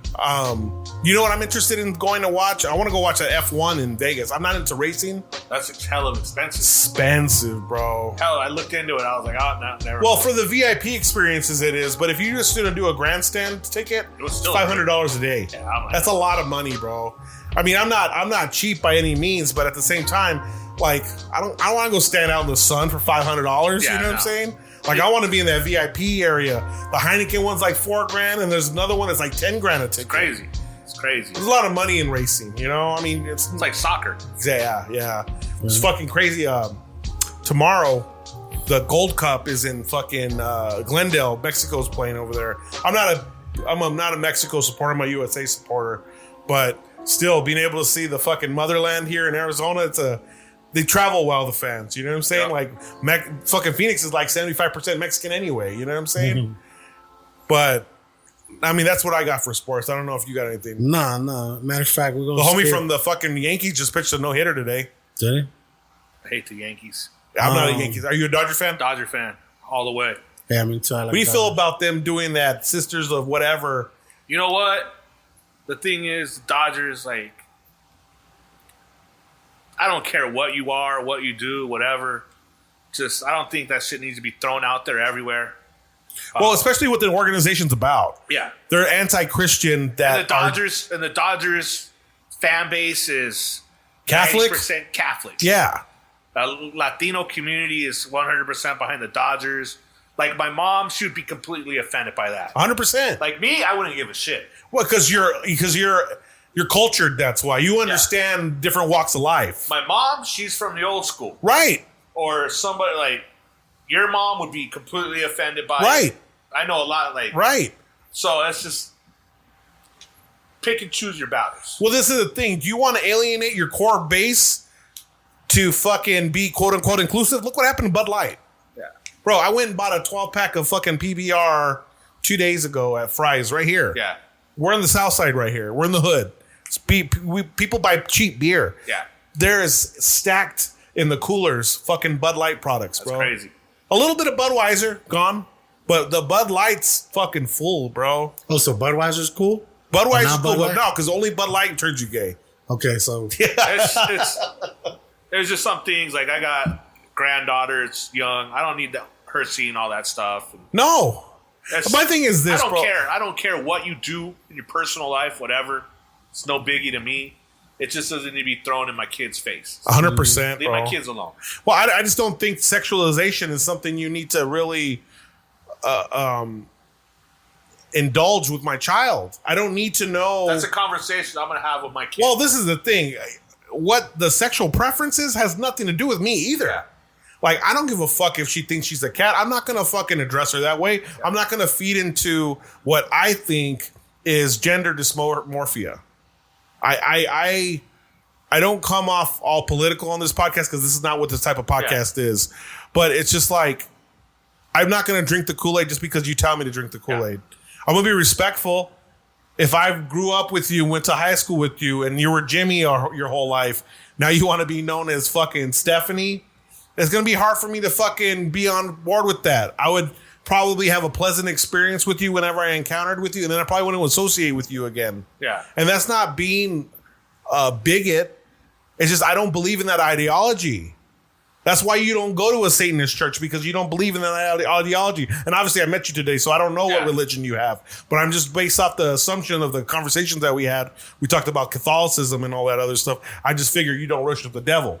Yeah. You know what I'm saying? But you don't subscribe to that notion, so you don't pull up to these churches, you know what I'm saying? At the same time, you're not over here shooting them with holy water and fucking interrupting their shit either. Yeah. I'm on a shit that's like live and let live. Yeah. You know what I'm saying? I saw this. I'm going to end it on this. I saw this show the other day. It was called Shiny Happy People. Okay. Remember that family, that Duggars? Had like 19 kids and all this? I think so, yeah. I remember hearing They had like tons of kids. And they, so they're talking about like what was going on with their religion and all this other stuff. I'm like, these motherfuckers were out of whack. Right. Like they need to be separate it. And, like, just everyone just needs to be able to just live, and that's it.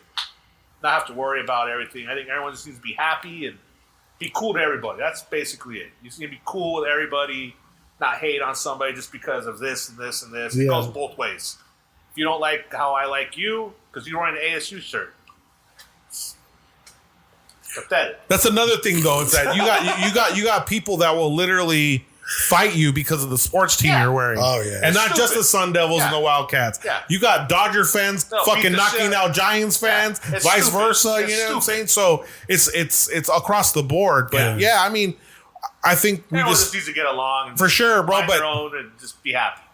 Exactly. It's just hard to even just live your life and be happy at this point because too many people want to fucking poke their fucking nose into your life. You know what I'm saying? Right. So. Amens. Just be happy. That's it. Be happy. Smoke weed and be happy. That's it. Smoke weed. Okay, so this is how we close out every time we have a guest. All right, bro. We do this thing called the island question. All right. And what it is it's you're stranded on an island. Okay. You only get to take one book with you, one album with you, one movie with you, and one food. You have this magical refrigerator that has an unlimited supply of one food. What are they? So what's the one book? One book? We'll come back on that one. Okay, one album. One album?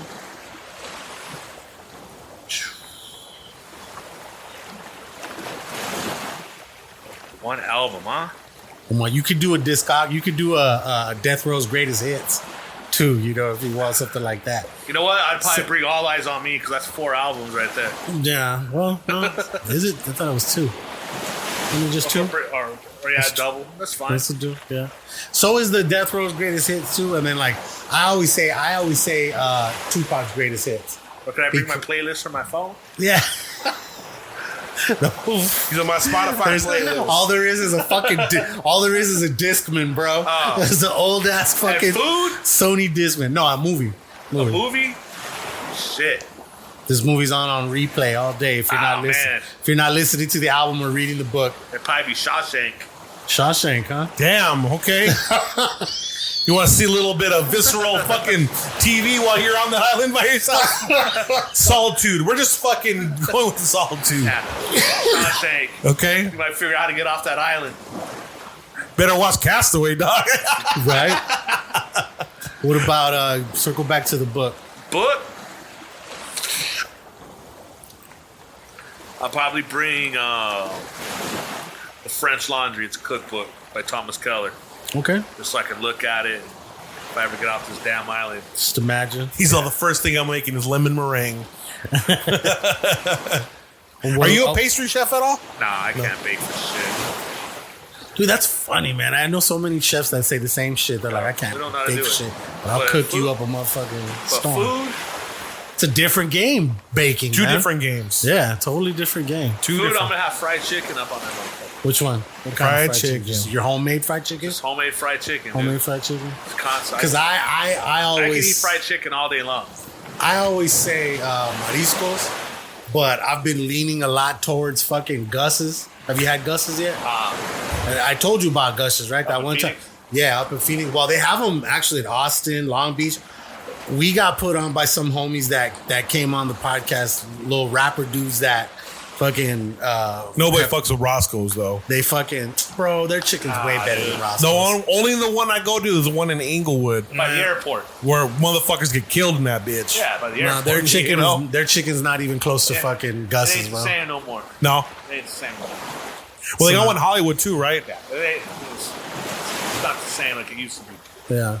I'm telling you, you got to check out Gus's book. But like 3-4 different homies that have come through, when I asked them the question on their favorite food, they said Gus's as well. So like the first opportunity, like we went to Long Beach, took my lady. That's in Mesa? And we took our dog. Now there's one in Mesa, right on the street after IKEA. Okay. So it was like close right there and shit. So there's one there. Chicken. Before you had to go to Tempe. Is there any way to to make an equivalent to a chicken deep fried in the air fryer? Is there any way to mimic that in the air fryer? Nah. No? I don't think so at all. Is it the actual grease that just makes it what it is? It's oil. Yeah. It's oil. Yeah. I'm still debating whether to put peanut oil up in American Eats. Because there's a lot of allergies and shit. It's not that. It's the pricing on peanut oil. Bring the mic Cheaper? I don't know. It's expensive. Oh, it's more expensive? It's double. Is it a better quality of the Hell yeah. The outcome's better? Have you ever had fried turkey and peanut oil? Oh, yeah. Bro. Well, fried chicken, I want to bring fried chicken one day. The only thing is I don't have the right amount of equipment. It needs its own separate fryer. You're locked in with the square footage you got there, right? Yeah. So that's why we went. I wanted fried chicken. I wanted fried chicken bad, but Just telling you, man, I'm gonna pull up when you do these wings because I've seen them. That's the only thing on your menu that I haven't had yet.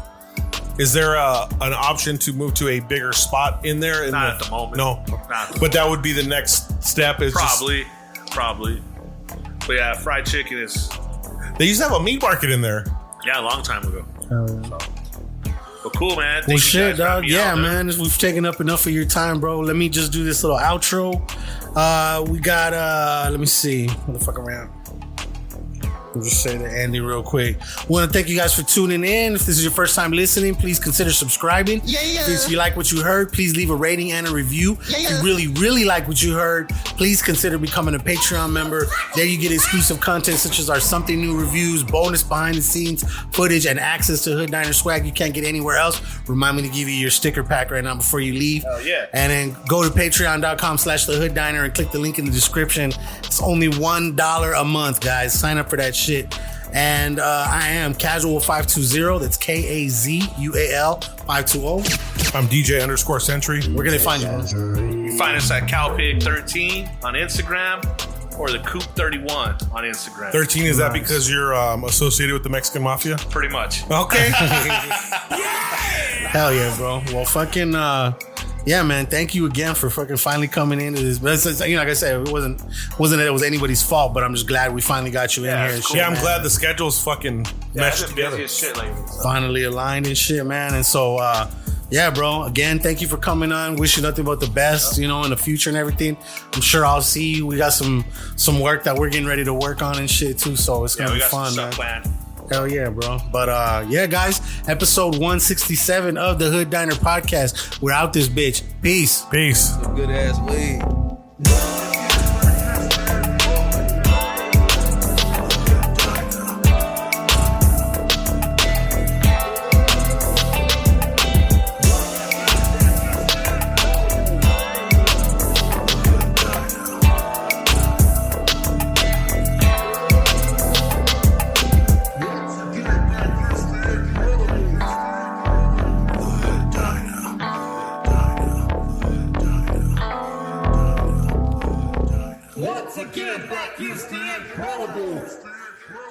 The Hood Diner. The Hood Diner. The Hood Diner. The Hood Diner. The Hood Diner. In a world on the brink of war, where millions of lives are controlled by a handful of men, now the truth can finally be told. The Inner Circle.